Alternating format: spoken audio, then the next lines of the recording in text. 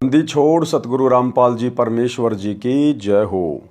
परमपिता परमात्मा सारी सृष्टि के रचनहार, कुल मालिक, असंख्य ब्रह्मांडों के स्वामी, जगत गुरु, तीनों लोकों में प्रवेश करके सबका भरण पोषण करने वाले राजाधिराज, आत्माधार, नाथों के नाथ, देवों के देव, महादेव, सर्वेश्वर, महेश्वर, मृत्युंजय, अजरो अमर, आदि अनादि सनातनी प्रभु, जगत पिता जगदीश्वर, श्री श्री 1008 की उपाधि के वास्तविक अधिकारी, अकाल मूरत सौद स्वरूपी राम वासुदेव, सर्वगतम ब्रह्म, परम पूज्य, प्रथम पूज्य, परम संत, परम पुरुष, परम धनी, परम दयालु, सत्य कबीर, हक्का कबीर, अल्लाहु कबीर, अल्लाहु अकबर, बाखबर, अल्लाह ताला, जगत के तारणहार, जगत के मुक्तिदाता, जगत के जगन्नाथ, हारे के सहारे, हिंदुओं के राम, मुसलमानों के अल्लाह, सिखों के वाहिगुरु, ईसाइयों के मसीह, दया के सागर दया निधि, करुणा के सागर करुणा निधि, स्वयंभू परिभू, संकट मोचन, कष्ट हरण, मंगल करण, दुख भंजन, अविगत कबीर, निर्विकार निर्विषम परमात्मा, अलय अलेख सतगुरु, आदि अनादि सतगुरु, असली मर्यादा पुरुषोत्तम, असली राम, असली कृष्ण, असली घनश्याम, असली मुरारी, राजाओं के राजा, महाराजाओं के महाराजा, शहंशाहों के शहंशाह, सम्राटों के सम्राट, भगवानों के भगवान, अल्लाहों के अल्लाह, प्रभुओं के प्रभु, मसीहाओं के मसीह, सच्चे वाहिगुरु, बाबाओं के बाबा, पीरों के पीर, सेठों के सेठ, जगत सेठ, सावड़सा सेठ, सर्वगुण संपन्न, अनंत कोटि कलाओं के स्वामी, अनंत कोटि ब्रह्मांडों के नायक, योगियों में महायोगी, ध्यानियों में महाध्यानी, सिद्धों में परम सिद्ध, ज्ञानियों में तत्वज्ञानी, ब्रह्मज्ञानी, महाज्ञानी, परम ज्ञानी, सर्वश्रेष्ठ ज्ञानी, विज्ञानी, युवा कबीर, समरथ कबीर, असंवाद, अमित ओजा, सच्चे रहनुमा, करीम अल्लाह, सुभान अल्लाह, दुनिया के अंतिम पैगंबर, 8 सितंबर 1951 से गांव धनाना, जिला सोनीपत, हरियाणा, भारतवर्ष की पावन भूमि पे प्रकट रियल कल की भगवान, श्री नारायण साकार हरि, श्री बाबा साहिब, नूर अनंत परमात्मा, संत श्रोमणी सतगुरु रामपाल जी परमेश्वर जी के चरण कमल में साध संगति से जुड़े हुए देश विदेश से आप और हम सभी सत्सेवक भाई बहनों का अनंत कोटि दंडवत प्रणाम। सत्साई भाई और बहनों, दया परमपिता परमेश्वर जी की, सारी सृष्टि के रचनहार की, सतगुरु रामपाल जी की, जिनके विशेष आशीर्वाद से, शुभ आशीर्वाद से आप और हम सभी सत्सेवक भाई बहन साध संगति से जुड़कर अपनी आत्मा के कल्याण हेतु पूज्य गुरुदेव जी के अमर ज्ञान, तत्व ज्ञान को आधार बनाकर मोक्ष प्राप्ति के लिए दृढ़ता के साथ भक्ति मार्ग पर निरंतर आगे बढ़ रहे हैं। भाई और बहनों, पूज्य गुरुदेव जी के कर कमल से लिखित पवित्र पुस्तक मुक्ति बोध के ऊपर वीडियो बनाने की श्रृंखला जारी है। इसी श्रृंखला में आज हमारा ये 31वें नंबर का वीडियो है। प्रत्येक वीडियो में गुरुदेव भगवान के आशीर्वाद से भक्ति मार्ग से संबंधित बहुत अच्छी बातें जो हमारे विश्वास को बढ़ाती हैं, हमें सुनने, समझने और पढ़ने को मिलती हैं। तो चलिए शुरू करते हैं आज की वीडियो में। आज की वीडियो में गुरुदेव भगवान ने शेख फरीद की कथा को शामिल किया है। पवित्र ग्रंथ मुक्ति बोध, पेज नंबर 508, भगत शेख फरीद की कथा। भगत फरीद जी का जन्म मुसलमान धर्म में शेख कुल में हुआ। शेख फरीद बचपन में बहुत चंचल थे। गली में खेलने जाता था तो बच्चों की पिटाई कर देता। उलाने आते, माता दुखी हो जाती थी। माता ने विचार किया कि फरीद को खजूर बहुत प्रिय है, इसे निमाज करने की कहती हूँ। माता ने योजना अनुसार फरीद से कहा कि बेटा अल्लाह की निमाज किया कर। फरीद बोला कि अल्लाह यानी भगवान क्या देगा? माता ने कहा कि अल्लाह खजूर देता है। फरीद बोला कि बता कब करनी है निमाज? माता जब घर के कार्य में व्यस्त होती थी तो फरीद बाहर भाग जाता था। माता ने वही समय निमाज के लिए बताया। एक चादर बिछा दी तथा कहा कि आंखें बंद करके अल्लाह खजूर दे, अल्लाह खजूर दे, ऐसे करते रहना। माता ने एक वृक्ष के नीचे चादर बिछाई और कहा कि जब तक तेरे ऊपर धूप ना आए आंखें बंद रखना और निमाज करते रहना। जब फरीद आंखें बंद कर लेता तो माता ताड़ के वृक्ष के पत्ते पर खजूर रखकर चादर के एक कोने के नीचे रख देती थी। अब देखो भाई और बहनों, वो कौन सा पेड़ था, किसका पेड़ था, अब ये बातें कौन बता सकता है? वही अल्लाह बता सकता है। जिस अल्लाह ने इस घटना को जन्म दिया, जिस अल्लाह ने शेख फरीद को जन्म दिया, उसकी माँ को जन्म दिया।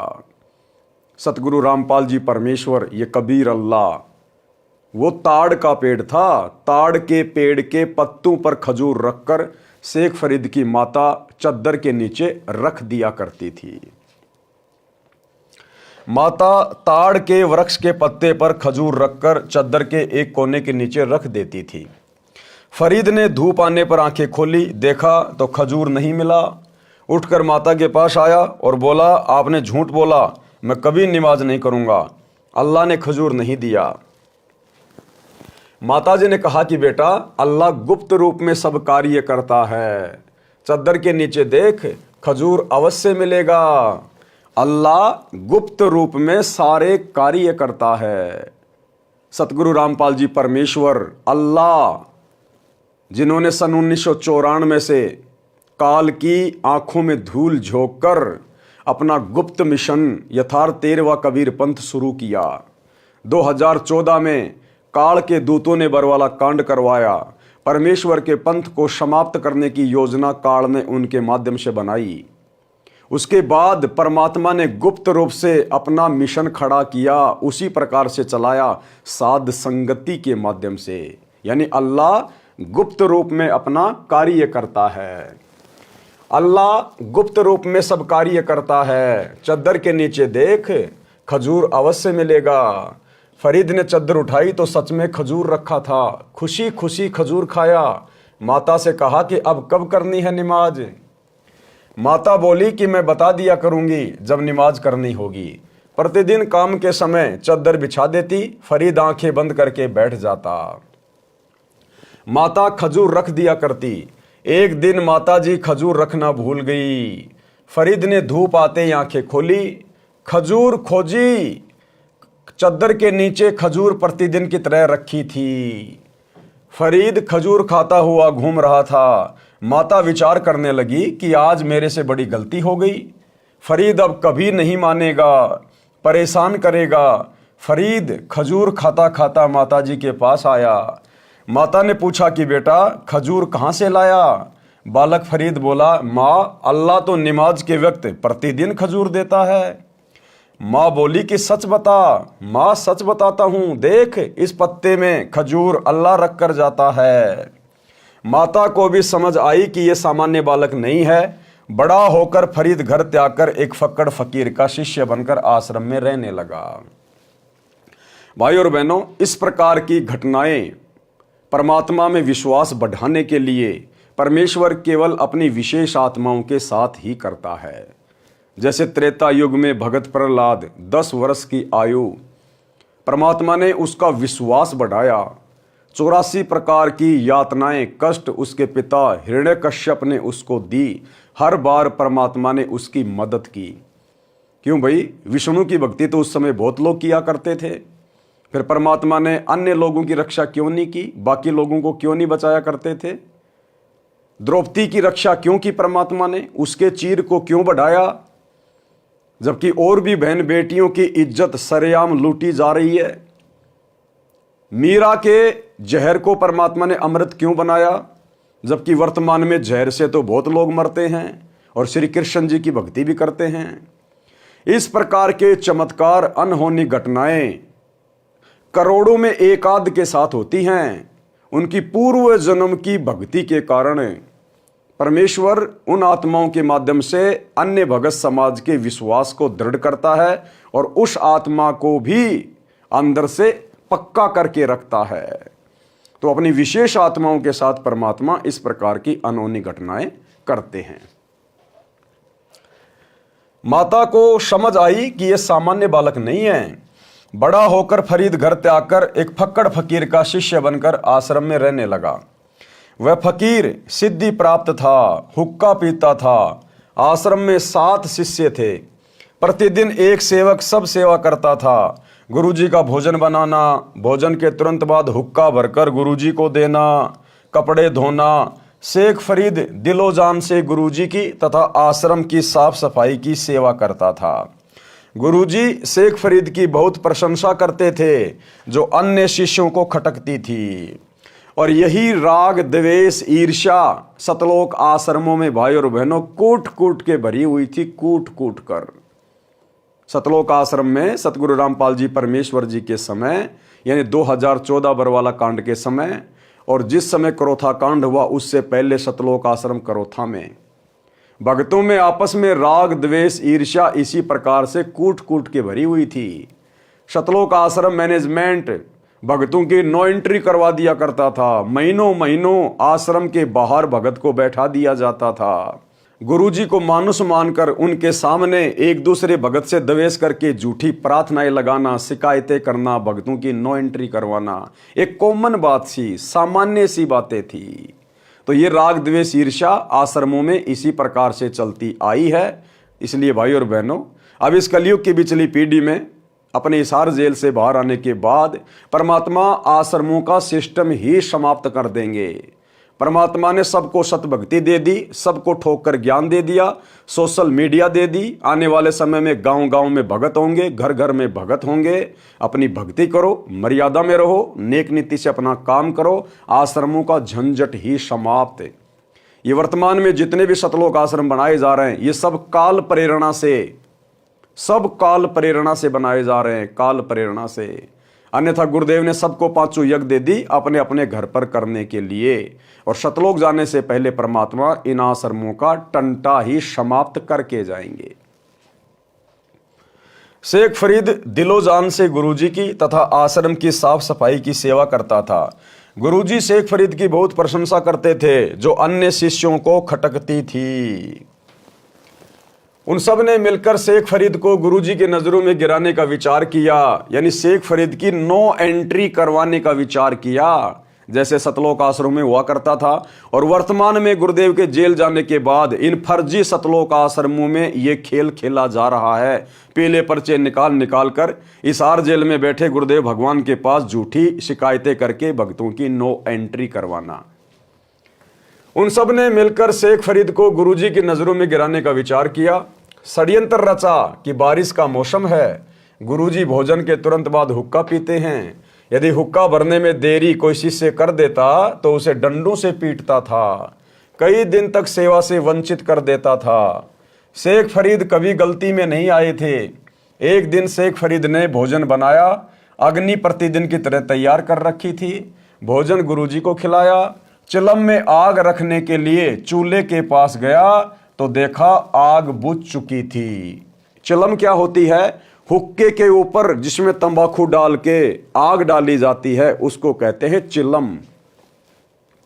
आग नहीं थी। गुरुजी नाराज ना हो जाए, इस डर से शेख फरीद दौड़ा दौड़ा गांव में गया, जो आधा किलोमीटर की दूरी पर थी। एक माई चूल्हे में अग्नि सुलगाकर रोटी बना रही थी। यानी एक माई थी, वो गीली सूखी लकड़ियों को आग लगाने का प्रयास कर रही थी अपना खाना बनाने के लिए। बरसात का समय था और धुआं बहुत ज्यादा निकल रही थी। शेख फरीद ने कहा, माई आग दे, गुरुजी का हुक्का भरना है, हमारी आग बंद हो गई है। गुरुजी नाराज हो गए तो जीवन नरक बन जाएगा। कितना भय था उस आत्मा को।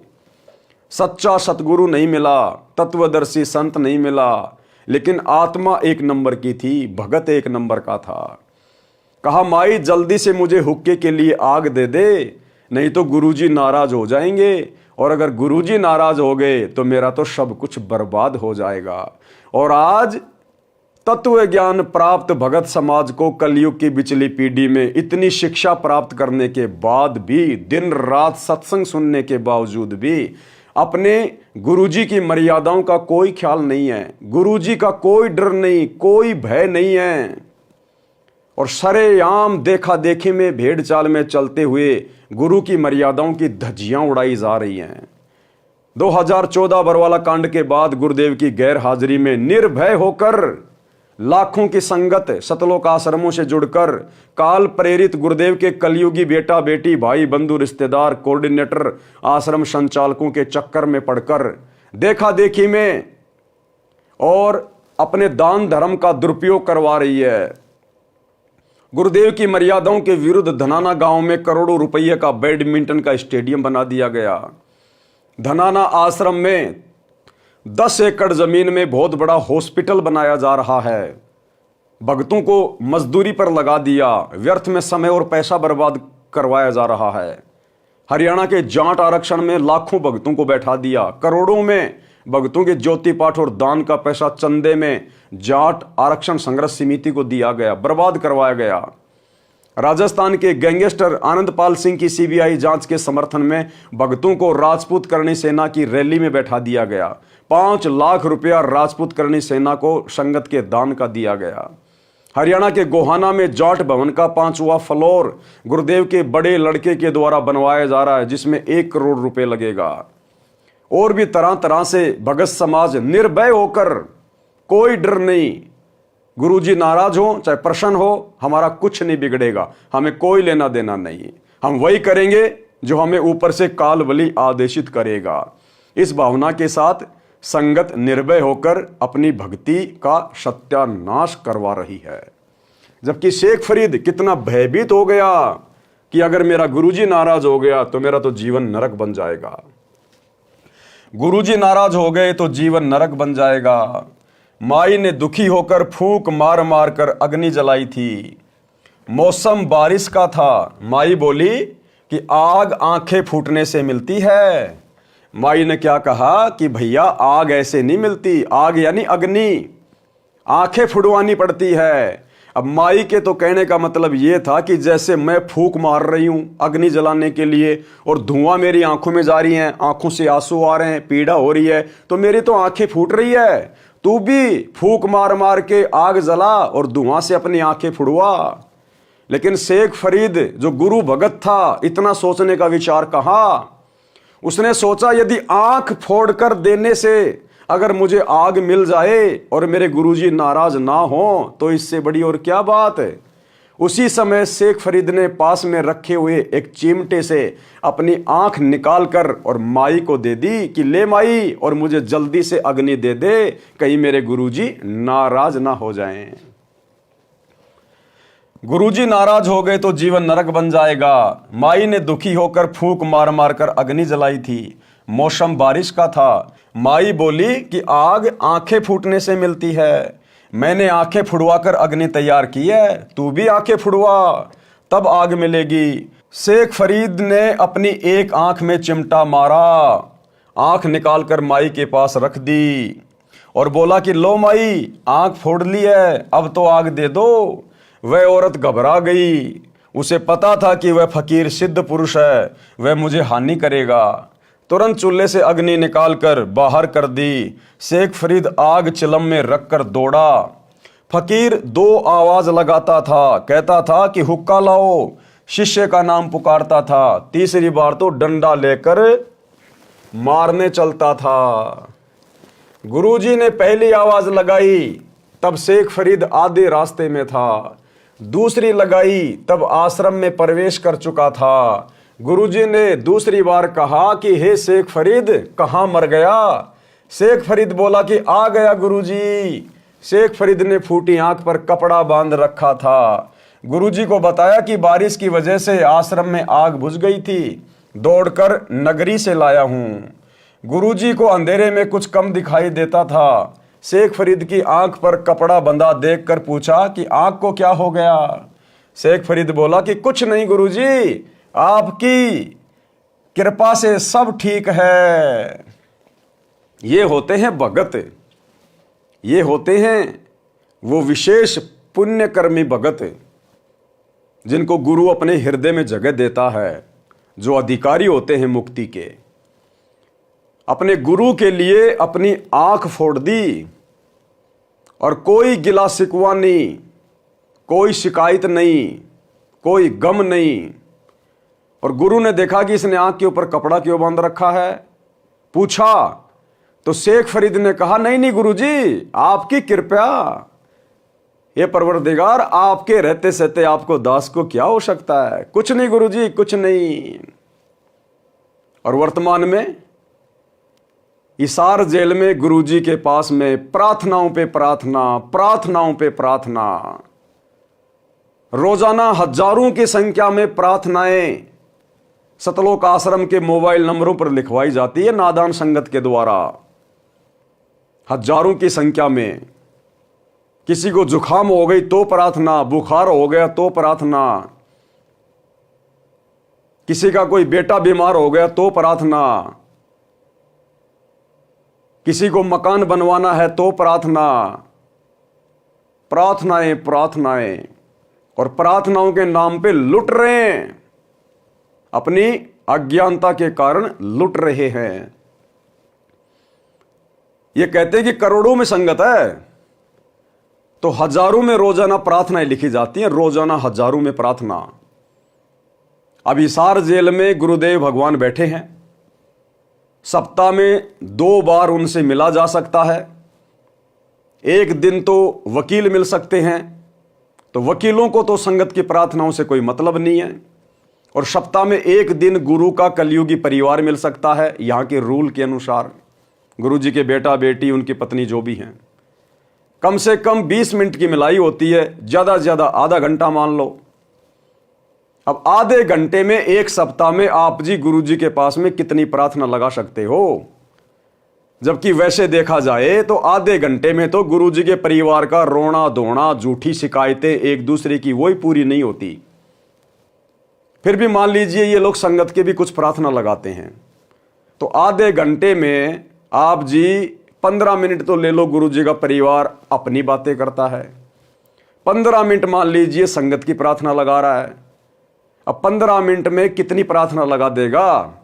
1 मिनट बताने में लगेगा, तो कम से कम गुरु जी को 1 मिनट जवाब देने में भी लगेगा। तो 10 प्रार्थनाओं से ज्यादा 15 मिनट में संगत की प्रार्थना नहीं हो सकती।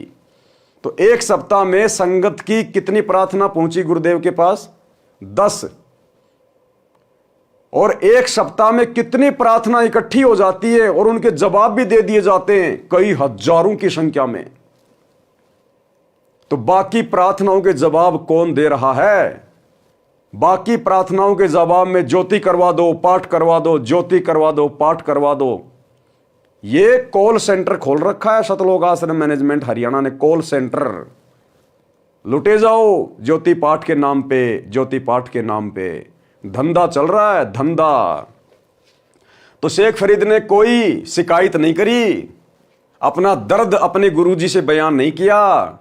अरे अपने हाथ से और आंख निकाल के दे देना कोई बच्चों का काम नहीं है।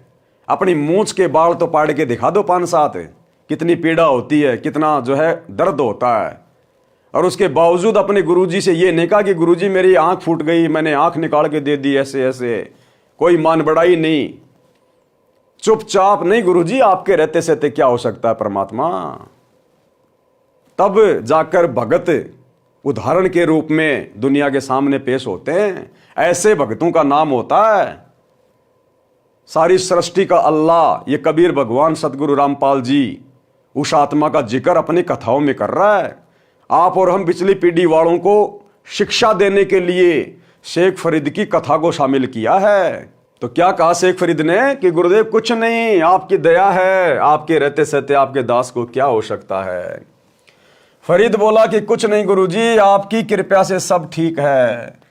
गुरुजी ने भी अधिक ध्यान नहीं दिया। सुबह वह औरत शेख फरीद की आंख एक मिट्टी के ढक्कन पर रखकर आश्रम लाई। फकीर जी से अपनी गलती की क्षमा मांगी और बताया कि आपका शिष्य कल शाम को आग लेने गया था। बोला माई आग दे दे। आश्रम की आग बुझ गई है। गुरुजी भोजन खाते ही हुक्का पीते हैं, हुक्का भरने में देरी हो जाने पर नाराज हो जाते हैं, कई दिन सेवा नहीं देते। यदि गुरुजी नाराज हो गए तो मेरा जीवन नरक बन जाएगा। महिला बोली कि मैंने बड़ी मुश्किल से आग तैयार की थी, मेरी आंख धुएं से लाल हो गई थी, फूंक मार मार कर परेशान थी। मैंने भगत से कह दिया कि आंखें फुड़वा कर आग बनती है, आंखें फुड़वा तब आग मिलेगी। इसने सच में चिमटे से आंख निकाल कर रख दी। बोला कि यदि गुरुजी नाराज हो गए तो आंखें किस काम की। अगर गुरुजी नाराज हो गए तो ये आंखें किस काम की। क्या करूंगा इस सुंदर शरीर का, इस धन का, इस संपत्ति का, इन आंखों का, अगर मेरा गुरुजी रुष्ट हो गया तो। ये मनुष्य जन्म तो मुझे गुरुजी को प्रसन्न करने के लिए मिला है, मोक्ष प्राप्त करने के लिए मिला है। और अगर मेरा गुरु ही नाराज हो गया तो फिर मेरा सुरक्षित क्या रह गया, मेरा तो जीवन नरक बन जाएगा।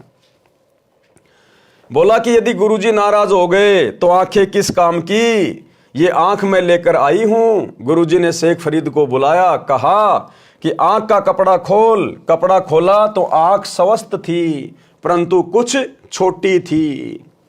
वो शेख फरीद का गुरु सिद्धि प्राप्त था, अपनी सिद्धि से उसने अपने शिष्य की आंख ठीक कर दी। भाई और बहनों, हमारे गुरुदेव तो अंतर्यामी हैं। अरे शेख फरीद का गुरु तो अंतर्यामी नहीं था और छोटी मोटी कोई हल्दी की गांठ लेके कोई पंसारी बना हुआ था। हमारे गुरुदेव क्या नहीं कर सकते। अरे वेदों में महिमा है हमारे गुरुदेव की, कबीर भगवान की। मुर्दे को जिंदा कर दे परमात्मा, एक को नहीं अरबों को, खरबों को, पूरी सृष्टि मर जाए तो परमात्मा दोबारा एक क्षण में जीवित कर दे, किसी को पता भी ना चलने दे कि हम मर गए थे। ऐसी समर्थ शक्ति है हमारे गुरुदेव। जाके अर्ध रोम पर शकल पसारा, ऐसा पूर्ण ब्रह्म हमारा अंतर्यामी परमात्मा। और फिर भी प्रार्थनाओं पे प्रार्थना, प्रार्थनाओं पे प्रार्थना। और गुरुजी को नाराज करने के लिए दुनिया भर के कुक्रम शतलोक आश्रम के साथ मिलकर कर रहे हो। तुम्हें कोई डर नहीं, तुम्हें कोई भय नहीं कि गुरुजी नाराज हो गए तो हमारा जीवन नरक बन जाएगा। गंदे राजनेताओं की रैलियों में धक्के खा रहे हो, कभी कांग्रेस तो कभी बीजेपी का गंदा खेल खेल रहे हो।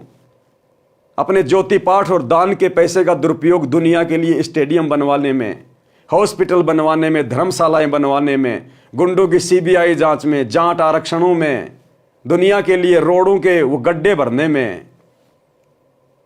जरा भी भय नहीं है संगत को, जरा भी भय कि अगर गुरुजी नाराज हो गए, और गुरुजी तो नाराज हो चुके, भाई होंगे क्या। ये अंतर्यामी परमात्मा तो नाराज हो चुका है। आप लोगों का जीवन तो नरक बन चुका है। कपड़ा खोला तो आंख स्वस्थ थी, परंतु कुछ छोटी थी। माई ने यह सब देखा तो गांव जाकर फकीर की प्रसिद्धि की कि बड़ा चमत्कारी साधु है, मेरे सामने आंख ठीक कर दी। गुरुजी ने शेख फरीद को सीने से लगाया, आशीर्वाद दिया कि तेरी साधना सफल हो। यह होता है गुरु को प्रसन्न करना। उस गुरु ने जो कि नकली था, उसने भी प्रसन्न होकर और अपने शिष्य को आशीर्वाद दिया कि बेटा तेरी साधना सफल हो। अब वो नकली संत भी इसी परमात्मा की आत्मा थी, कबीर भगवान सतगुरु रामपाल जी की। अब उसके वचन की भी परमात्मा ने लाज रखनी थी। अब कुछ दिनों बाद वो तो मर गया।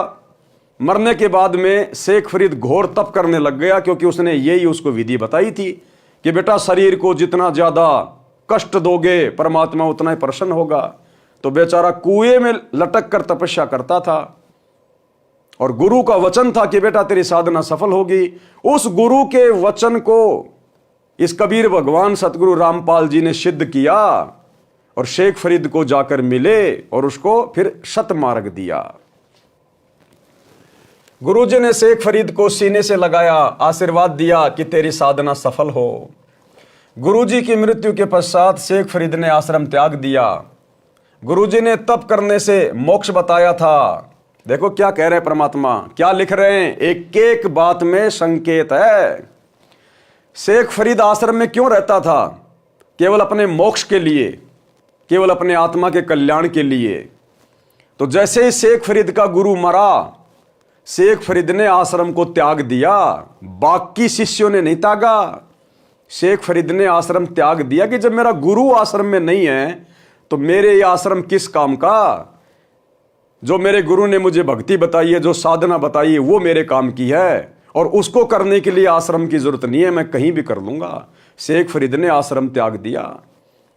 इसी प्रकार भाई और बहनों, आप और हम सभी सत्सेवक भाई बहन, बरवाला कांड के बाद हम भगत भाई बहनों ने किसी भी आश्रम में जाना उचित नहीं समझा। जो आश्रम हमारे गुरुदेव की गैर हाजिरी में उनकी पीठ पीछे अपने धार्मिक धंधे के लिए बनाए गए हैं। भाई आश्रम में हमारे गुरुजी नहीं है तो आश्रम हमारे किस काम के? हमारे गुरु ने हमें जो साधना बताई है वो हमारे काम की है। और साधना गुरुदेव ने कह दिया बेटा 500 यज्ञ अपने घर पे करो, भक्ति करो, ईमानदारी से अपना काम धंधा करो। आश्रम में कोई भगवान थोड़ी बैठा है। अरे उसी ईंट और पत्थर से आश्रम बना है, उसी ईंट और पत्थर से हमारा घर बना है और घर में हमने अपने गुरुदेव का दरबार लगा रखा है। हमें भला आश्रमों की क्या आवश्यकता अपने गुरुदेव की गैर हाजिरी में? तो आप और हम भगत भाई बहनों ने भी वही डिसीजन लिया जो डिसीजन शेख फरीद ने लिया, और बाकी जिनको धन चाहिए था, जिनको माया चाहिए थी, वो आश्रमों से चिपटे रहे। गुरुजी की मृत्यु के पश्चात शेख फरीद ने आश्रम त्याग दिया। गुरुजी ने तप करने से मोक्ष बताया था। जैसा गुरुजी का आदेश था, शेख फरीद पूरी निष्ठा से पालन कर रहा था। और जैसा गुरुदेव ने हमें भक्ति करने के लिए कहा है, 3 समय की आरती, मंत्र जाप करना, सत्संग सुनना, मर्यादा निभाना, 5 यज्ञ करना, हम लोग पूरी निष्ठा के साथ में अपने अपने घरों पे कर रहे हैं। अब बताओ, उसके लिए हम आश्रम में जाएं? तो ये ज्ञान आधार से बिल्कुल भी न्यायोचित नहीं है। जैसा गुरुजी का आदेश था, शेख फरीद पूरी निष्ठा से पालन कर रहा था। 12 वर्ष तक तो कुएं में उल्टा लटक लटक कर तप किया। उस दौरान केवल 1.25 मण यानी 50 किलोग्राम अन्न खाया था, जो नाम मात्र था। शरीर अस्थि पिंजर बन गया था। शेख फरीद कुछ देर कुएं से बाहर बैठता था। एक दिन कागों यानी कौओं ने उसे मरा हुआ जानकर उसकी आंखें खाने के लिए उसके माथे पर बैठ गए। शेष शरीर पर मांस नहीं था। फरीद बोला, हे कौओ, आप मेरी 2 आंखें छोड़कर शरीर का सारा मांस खा लो, मैं परमात्मा देखना चाहता हूं। सिर्फ परमात्मा के दीदार के लिए, केवल परमात्मा के दर्शन के लिए शेख फरीद ने इतना घोर तप किया। और आज आप और हम भगत भाई बहनों को तो बिना किसी परिश्रम के, बिना किसी कठिन तप के परमेश्वर ने अपने ओरिजिनल स्वरूप के दर्शन दे दिए। ओरिजिनल रूप के दर्शन, ये सतलोकीय रूप है कबीर परमात्मा का, सतलोकीय रूप। तो आप और हम कितनी बड़ी सौभाग्यशाली आत्मा हैं शेख फरीद जैसे भक्तों की तुलना में। आप मेरी 2 आंखें छोड़कर शरीर का सारा मांस खा लो, मैं परमात्मा देखना चाहता हूं, इसलिए मेरी आंखें छोड़ दो। जब फरीद बोला तो कौवे उड़ गए। शेख फरीद रस्से से पैर बांधकर प्रतिदिन की तरह कुएं में लटक गया। परमात्मा कबीर जी एक जिंदा बाबा के वेश में कुएं पर आए तथा रस्सा पकड़कर फरीद को कुएं से निकालने लगे। शेख फरीद बोला, भाई आप मुझे ना छेड़ो, तू अपना काम कर, मैं अपना काम कर रहा हूं। परमात्मा बोले कि आप क्या कर रहे हो? फरीद बोला कि मैं परमात्मा का दर्शन करने के लिए घोर तप कर रहा हूं। परमात्मा ने कहा कि मैं ही परमात्मा अल्लाहु अकबर हूं। फरीद बोला, भाई मजाक मत कर, परमात्मा तो निराकार है। बोला, भैया क्यों कुएं में लटक रहा है? बोला, मैं परमात्मा का दीदार यानी अल्लाह का दर्शन करना चाहता हूं। तो परमात्मा ने कहा कि भाई मैं ही अल्लाह हूं। तो शेख फरीद बोला, क्यों मजाक कर रहा भाई, क्यों मजाक कर रहा है, अल्लाह तो निराकार है। तो ठीक इसी प्रकार भाई और बहनों, जिस प्रकार शेख फरीद को सामने भगवान खड़ा होके कह रहा कि मैं भगवान हूं और विश्वास नहीं हो रहा, तो सन 1994 में इस भक्ति मार्ग की शुरुआत में अगर ये अल्लाह सतगुरु रामपाल जी भगवान यदि ये कहने लग जाते कि मैं परमात्मा हूं, मैं अल्लाह हूं, मैं कबीर हूं, तो कौन यकीन करता।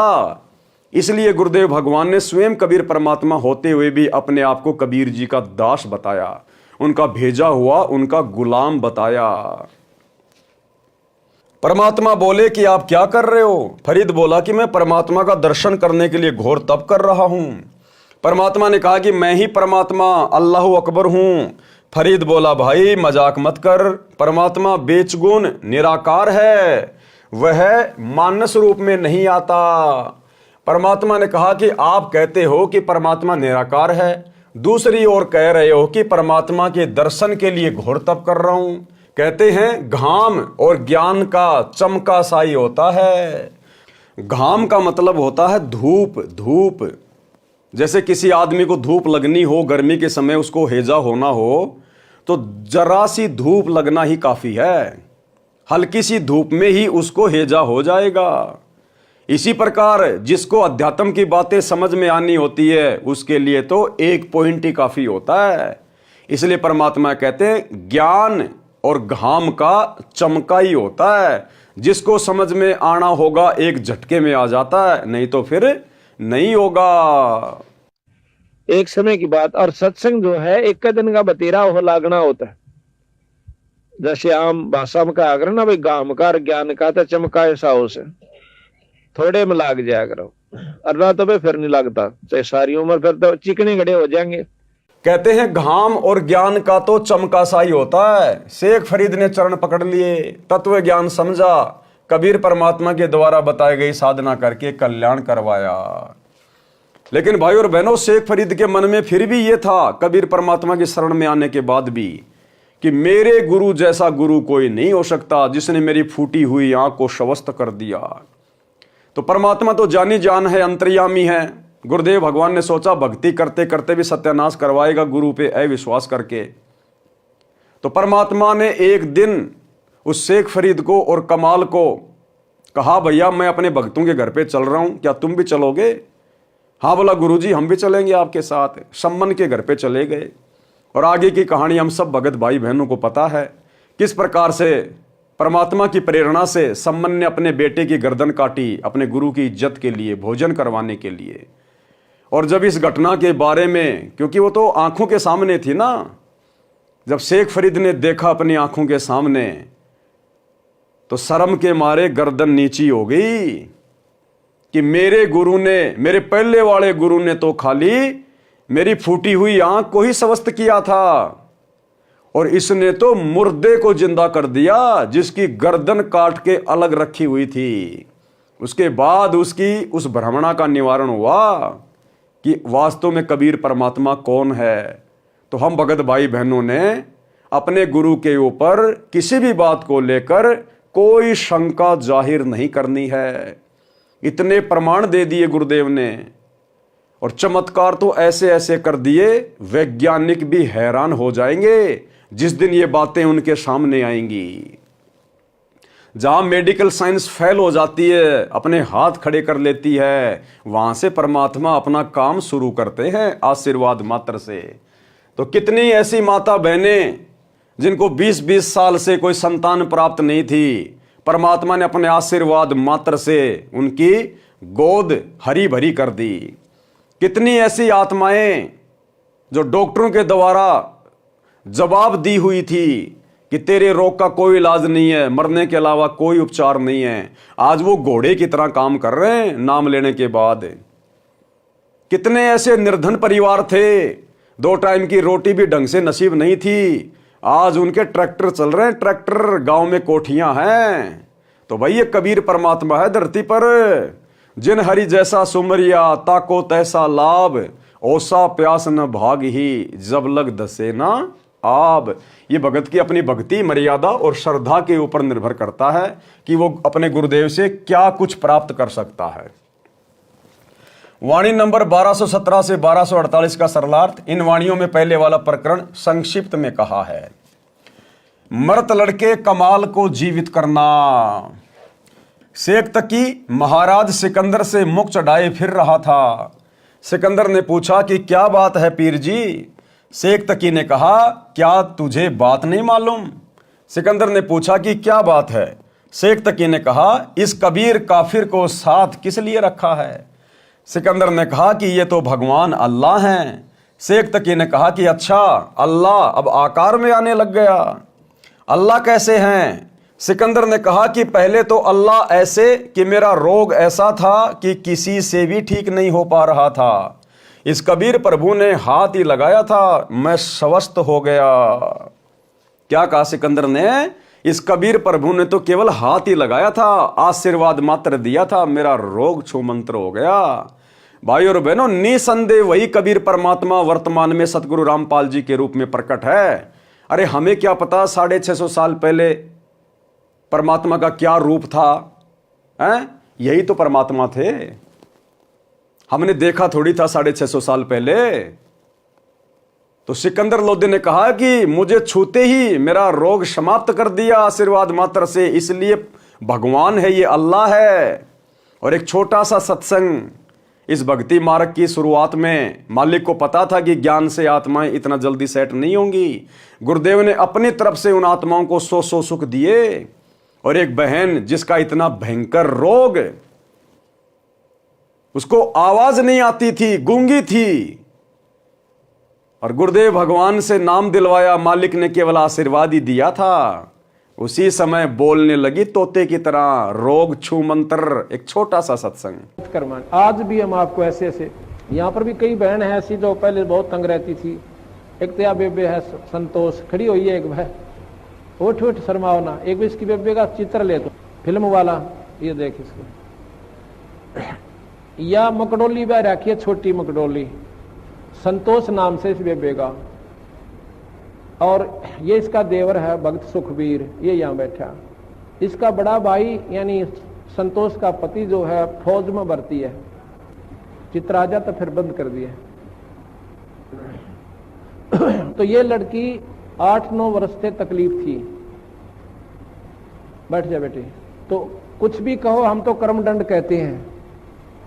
डॉक्टर बीमारी बता देते हैं, शाना ओपरा बता दे। तो जी क्या हुआ, इन्होंने सारा इलाज करवा लिया, एक नाम भी ले रखा था किसी दूसरे संत ने, और श्राद्ध का नाग तो अपने जनू आम चीज सहे, फिर दोख वीर, पूजा वीर, फलानी वीर, दकड़ी भी, वो सारी। आखिर में कौन सा मेरठ में था, कहां से इलाज चल रहा था इनका, यूपी में, सहारनपुर से, और कहते हैं सहारनपुर से इलाज चल रहा था इस लड़की का। तो इसकी सुखबीर की बहन रामरती नाम साड़ जी शीतल नगर में ब्याह रखी। और वह रामरती एक दिन इस बहन श्यावत्री है शीतल नगर में, या हमारी बहन सेविका, इसके पास आ गई। कोई वो लेखा जोखा करते हैं, अंडा करें, सरकारी उनकी ड्यूटी लग जाती है। तो इसने उसको समझा दिया, बेबे बैठ जा, चाह पानी पियो पहलाता है। फिर कबीर साहब के बारे में इस श्यावत्री ने, एक तो वह कमला यहीं आ रही हो मेरे ख्याल में, एक राम हुआ बैठी है। ये दोनों बाण अपनी सरकारी नौकरी पे थी, इनकी ड्यूटी लाग रही थी, वह गणना की खातर कोई आंकड़े इकट्ठे करने थे। यह श्यावत्री के पास पहुंच गई।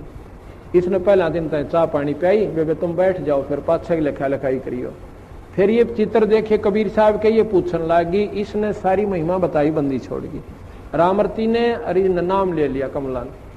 रामरती ने फिर अपने भाई जगवीर को बताया, जगवीर नाम से, कि भाई तो कितना ले जा, मेरी भाभी ने एक बार महाराज यहाँ करा ले। जगवीर ने बोला, बेबे इब इलाज करवा रखा वहां से, और वहीं दिखाऊंगा। इन्हें बोली रे इलाज करवा रखा, की ने दुख पा रही है, 19-21 का इसका आराम नहीं, तू एक बार ले आ।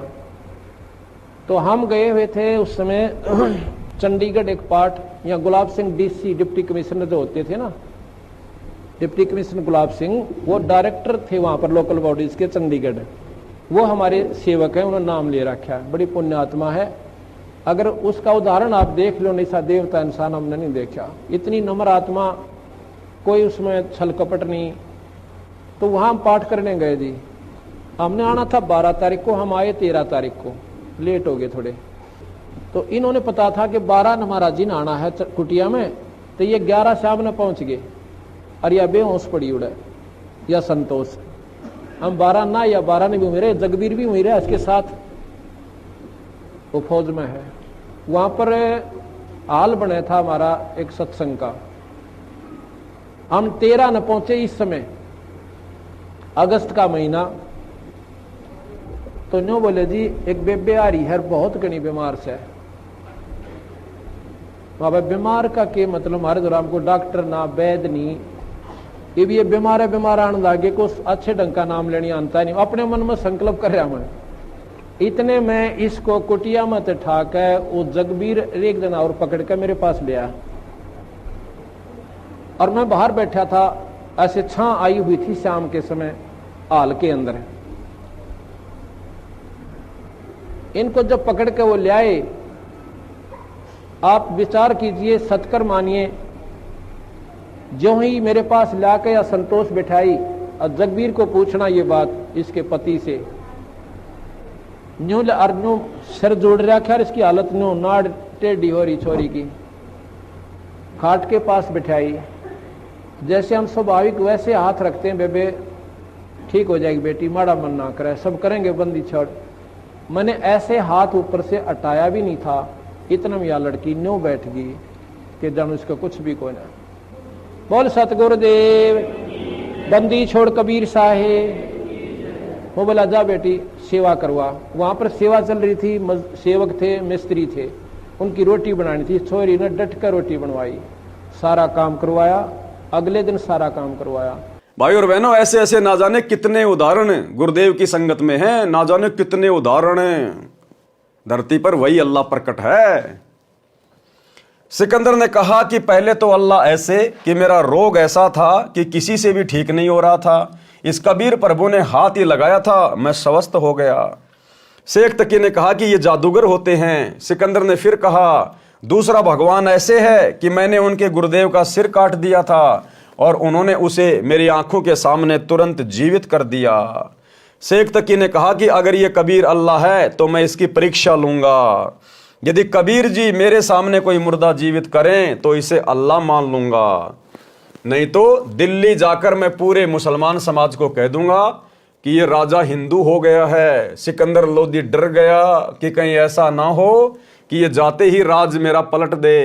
राज को देने वाला पास बैठा है और उस मूर्ख से डर रहा है। क्या लिख रहे हैं गुरुदेव कि सिकंदर लोदी को जिसने राज्य दिया था उसकी भक्ति के प्रतिफल में, वो कबीर भगवान तो उसके साथ में था और उस पीर से डर गया।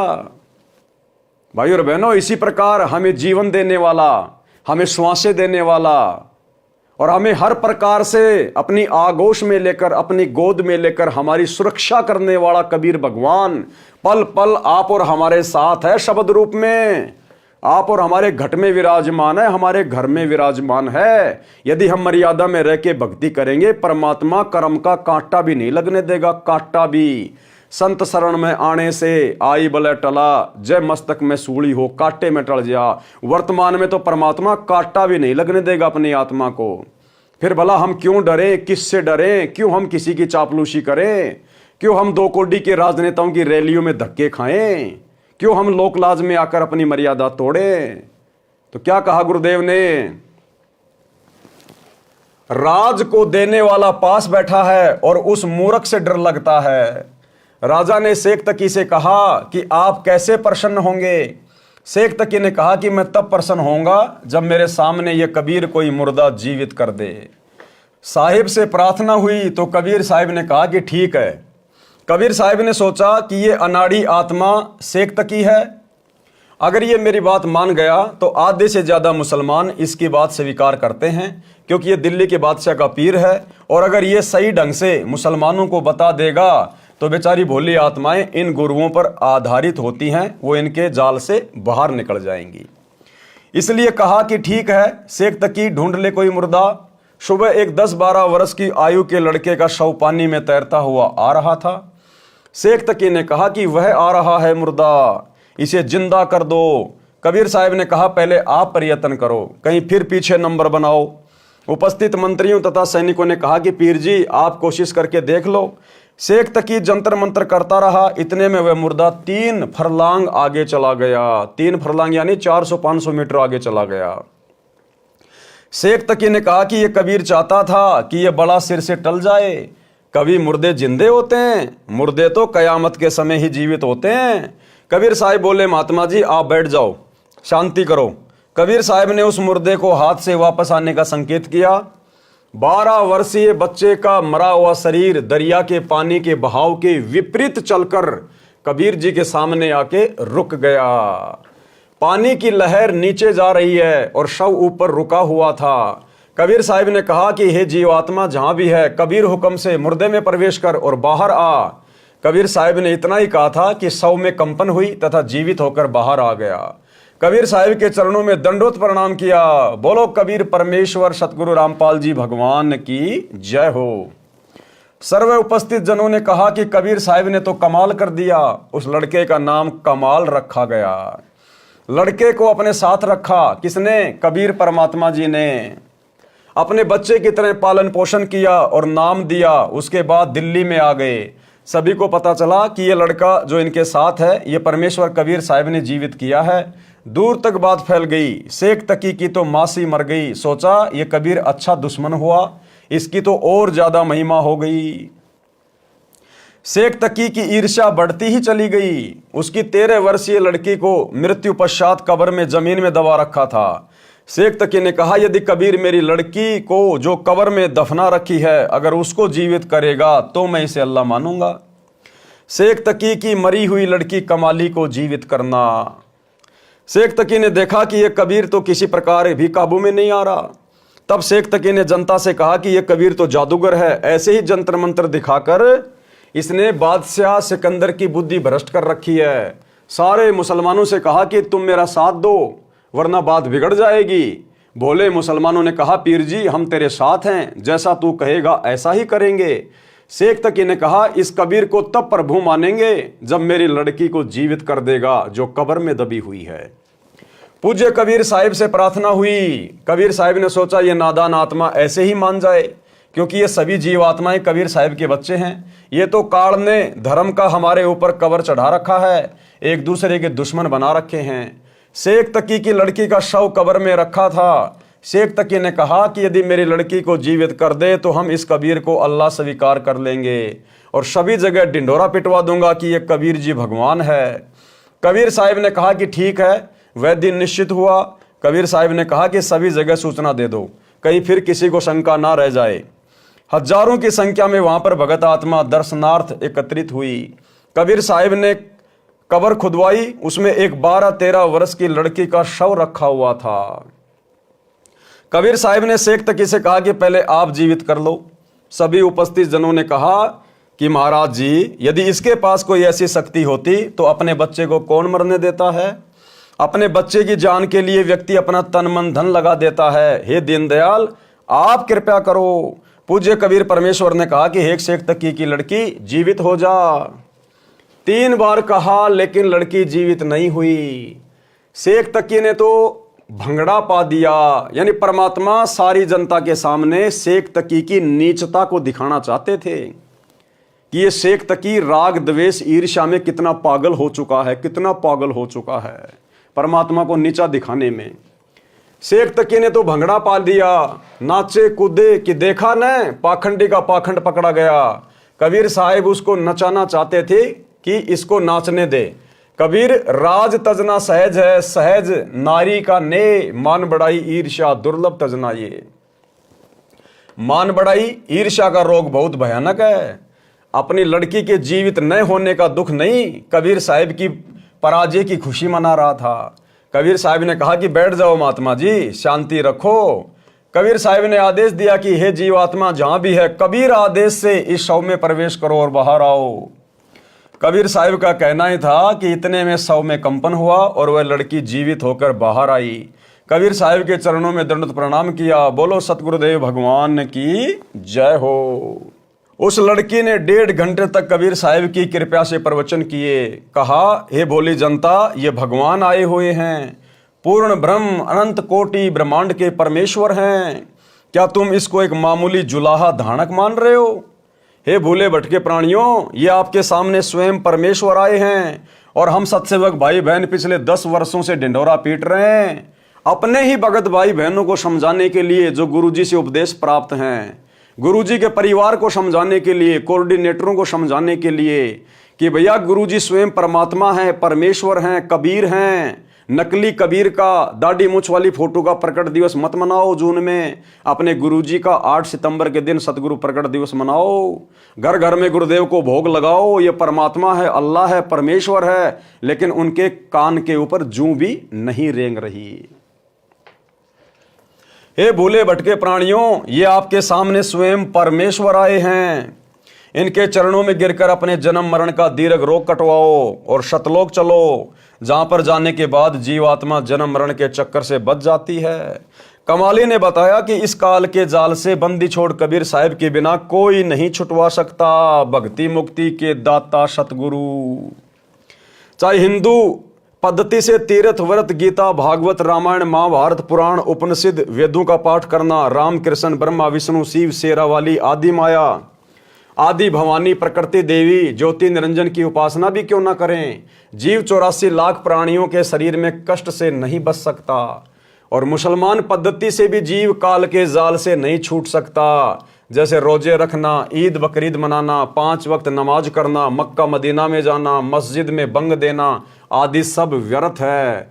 कमाली ने सभी उपस्थित जनों को संबोधित करते हुए अपने पिछले जन्मों की कथा सुनाई, जो उसे कबीर साहिब की कृपा से याद हो आई, जो कि आप पूर्व में पढ़ चुके हैं। यानी वो कमाली पहले राबिया थी, राबिया वाली आत्मा। कबीर साहिब ने कहा कि बेटी अपने पिता के साथ जाओ। वह लड़की बोली, मेरे वास्तविक पिता तो आप हैं, ये तो नकली पिता है, इसने तो मैं मिट्टी में दबा दी थी, मेरा और इसका हिसाब बराबर हो चुका है। सभी उपस्थित व्यक्तियों ने कहा कि कबीर परमेश्वर ने कमाल कर दिया। कबीर साहिब ने लड़की का नाम कमाली रख दिया और अपनी बेटी की तरह रखा और नाम दिया। उपस्थित व्यक्तियों ने हजारों की संख्या में कबीर परमेश्वर से उपदेश ग्रहण किया। अब शेख तकी ने सोचा कि यह तो और भी बात बिगड़ गई, मेरी तो सारी प्रभुता गई। भाइयों और बहनों, एक छोटा सा सत्संग, ताकि हमें दृढ़ विश्वास हो कि कमाल और कमाली को किसने जीवित किया था, कौन है वो कबीर वर्तमान में। एक छोटा सा सत्संग जिसमें गुरुदेव भगवान कह रहे हैं, इसी घटना का जिक्र करते हुए कमाल को जिंदा करना, कमाली को जिंदा करना।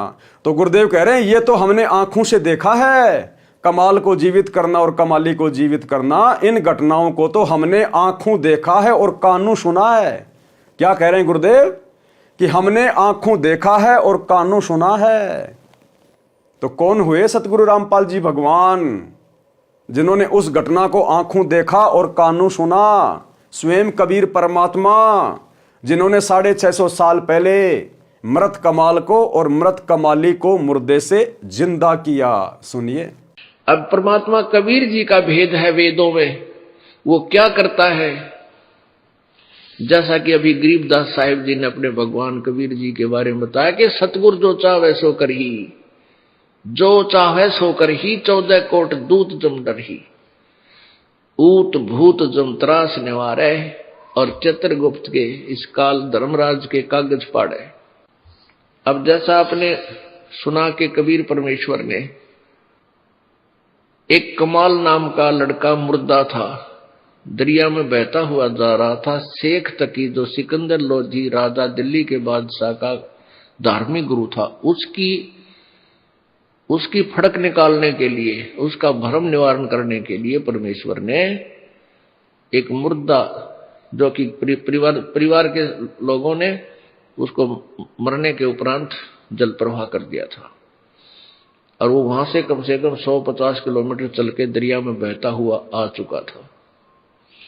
उसको जीवित किया, धर्मराज के दरबार से छुड़वा लाए वो परमात्मा। ऐसे ही एक शेख तकी, जो धार्मिक पीर था सिकंदर लोधी राजा का, उसने आखिर में ये शर्त रख दी कि मैं कबीर को अल्लाह तब मानूंगा जब ये मेरी लड़की को जीवित कर दे, जो कब्र में दबा रखी है।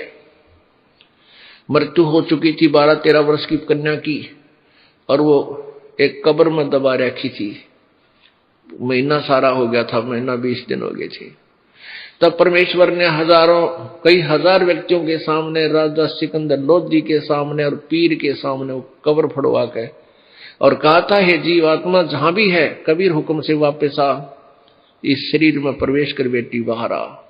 तुरंत ही वो लड़की जीवित होकर के परमात्मा के चरणों में दंडवत प्रणाम किया। बोलो सतगुरुदेव।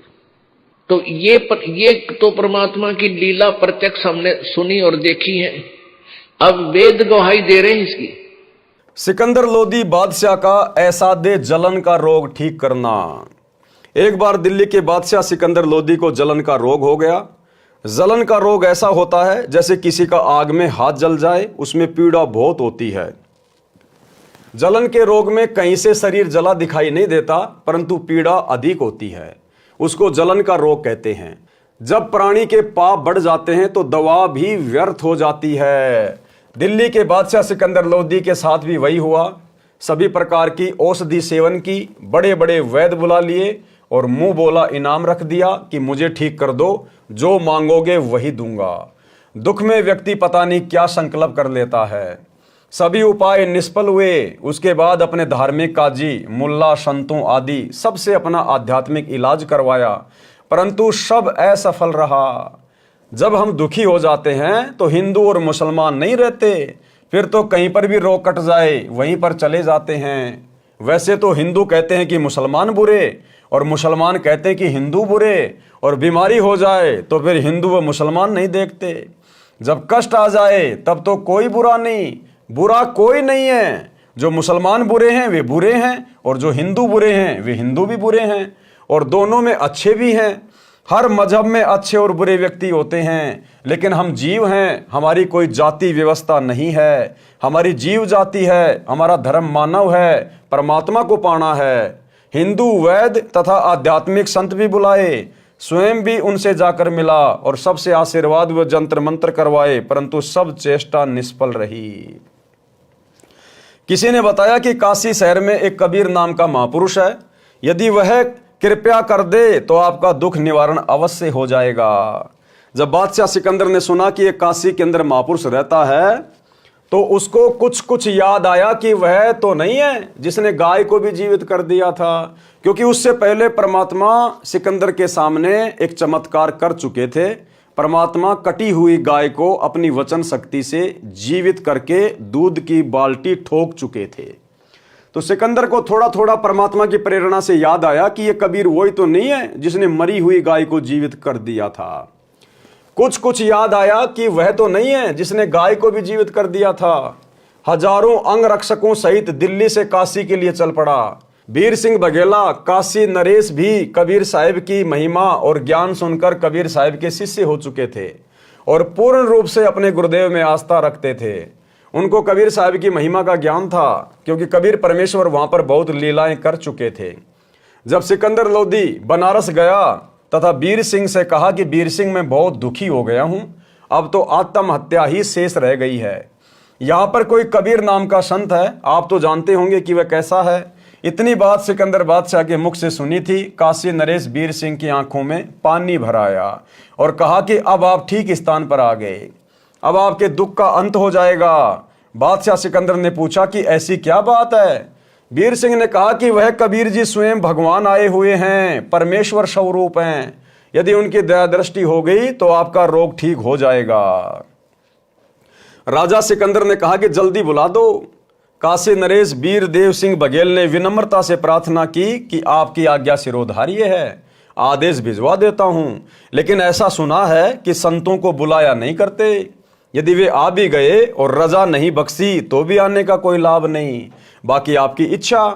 सिकंदर ने कहा कि ठीक है, मैं स्वयं ही चलता हूं, इतनी दूर आ गया हूं, वहां पर भी अवश्य चलूंगा।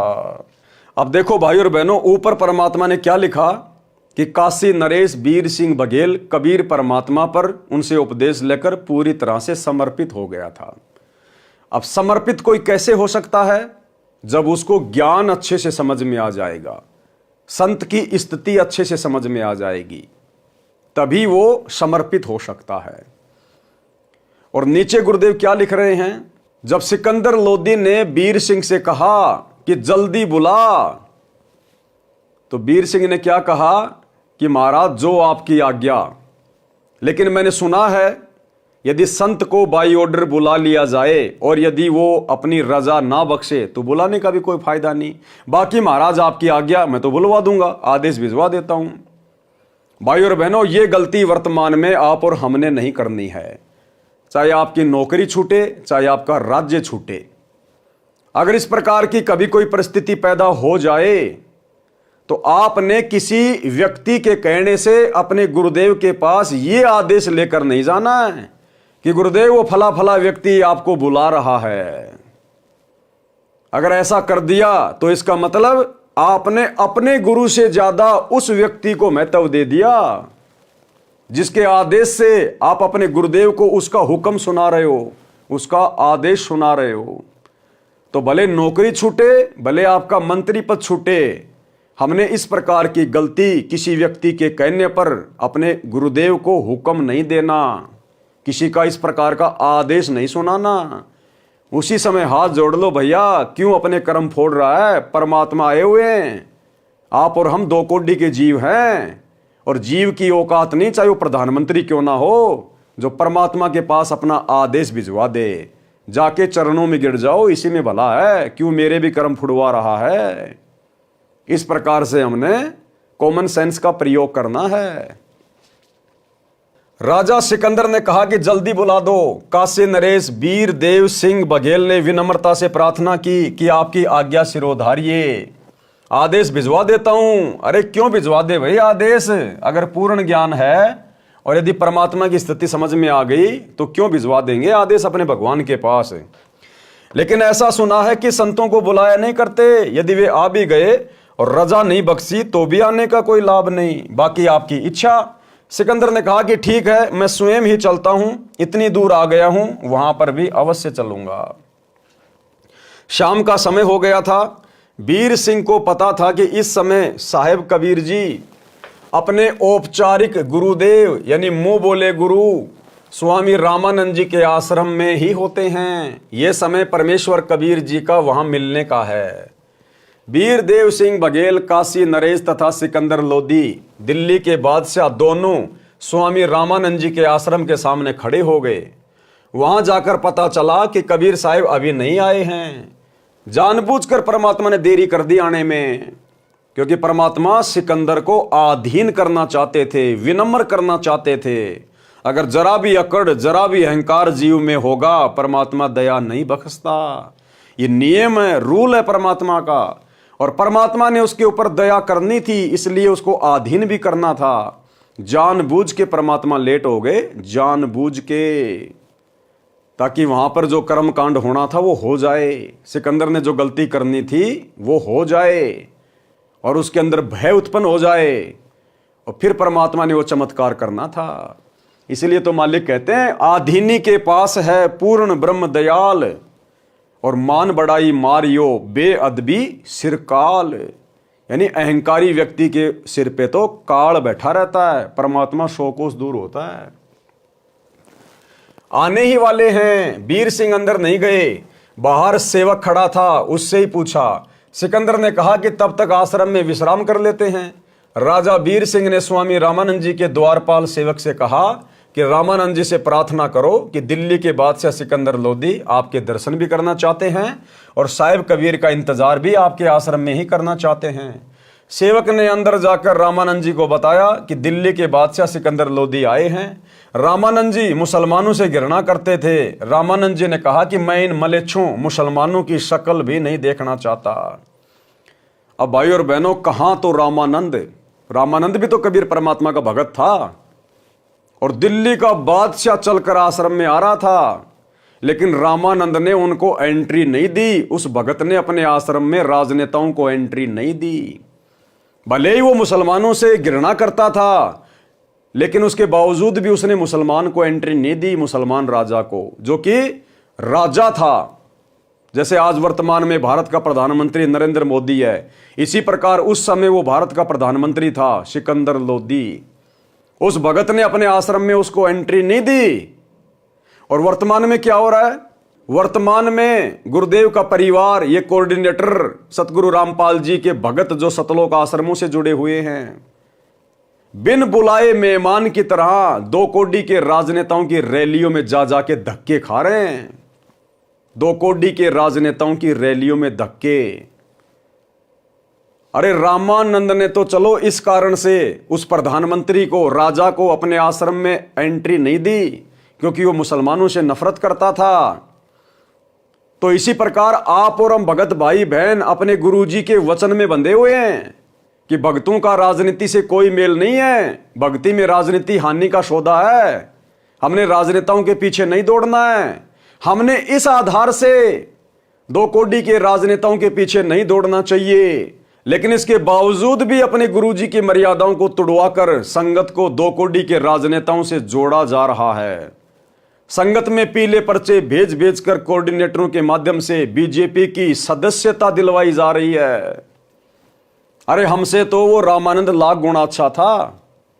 अगर वर्तमान में कोई मंत्री और प्रधानमंत्री अगर इन सतलोक आश्रमों में आना चाहे तो ये लोग तो दामाद की तरह उसको पता नहीं क्या क्या खिलाएंगे, क्या क्या उसको कहां कहां उसको बैठाएंगे।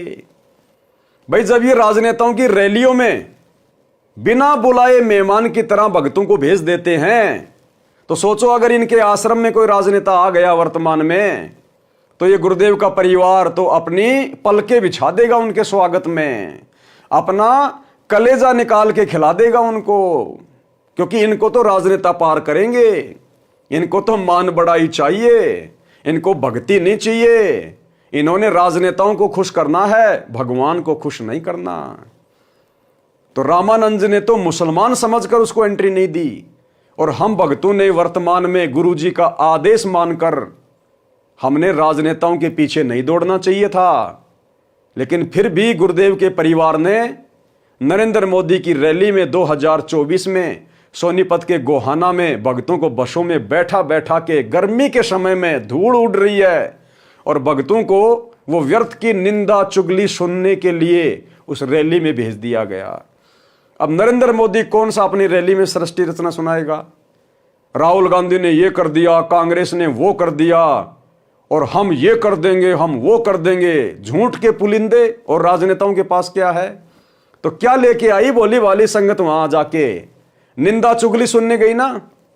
और गुरुदेव ने क्या कहा? व्यर्थ की निंदा चुगली सुनना भगत को पाप का भागी बनाती है। तो भाई और बहनों, ये काल का भयंकर जाल, इस जाल में काल ने संगत को गुरुदेव की गैर हाजिरी में पूरी तरह से जकड़ा हुआ है।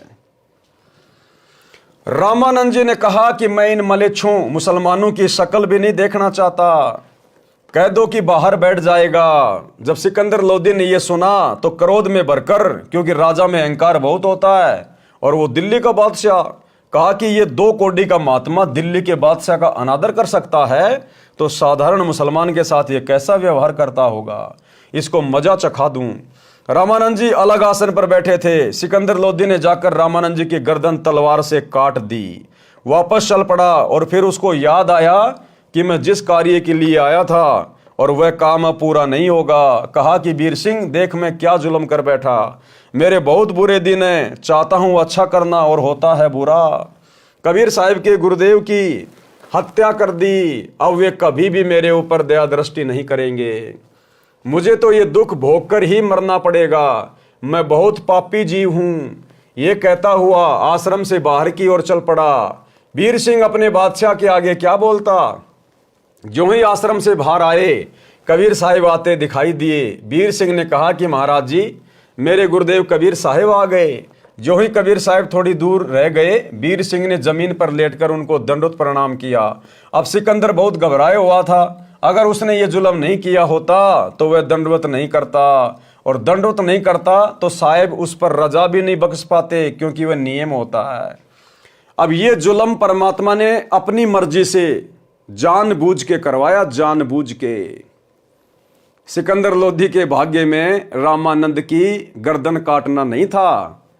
जिस प्रकार से सम्मन के हाथ से अपने बेटे की गर्दन काटना नहीं लिखा हुआ था, उनकी परीक्षा के लिए परमात्मा ने परिस्थितियां बनाई, क्योंकि मालिक को पता था कि सिकंदर लोधी को जलन का रोग है और ये मेरे पिछले जन्मों की आत्मा है, और वर्तमान में मुझे एक उदाहरण पेश करना है।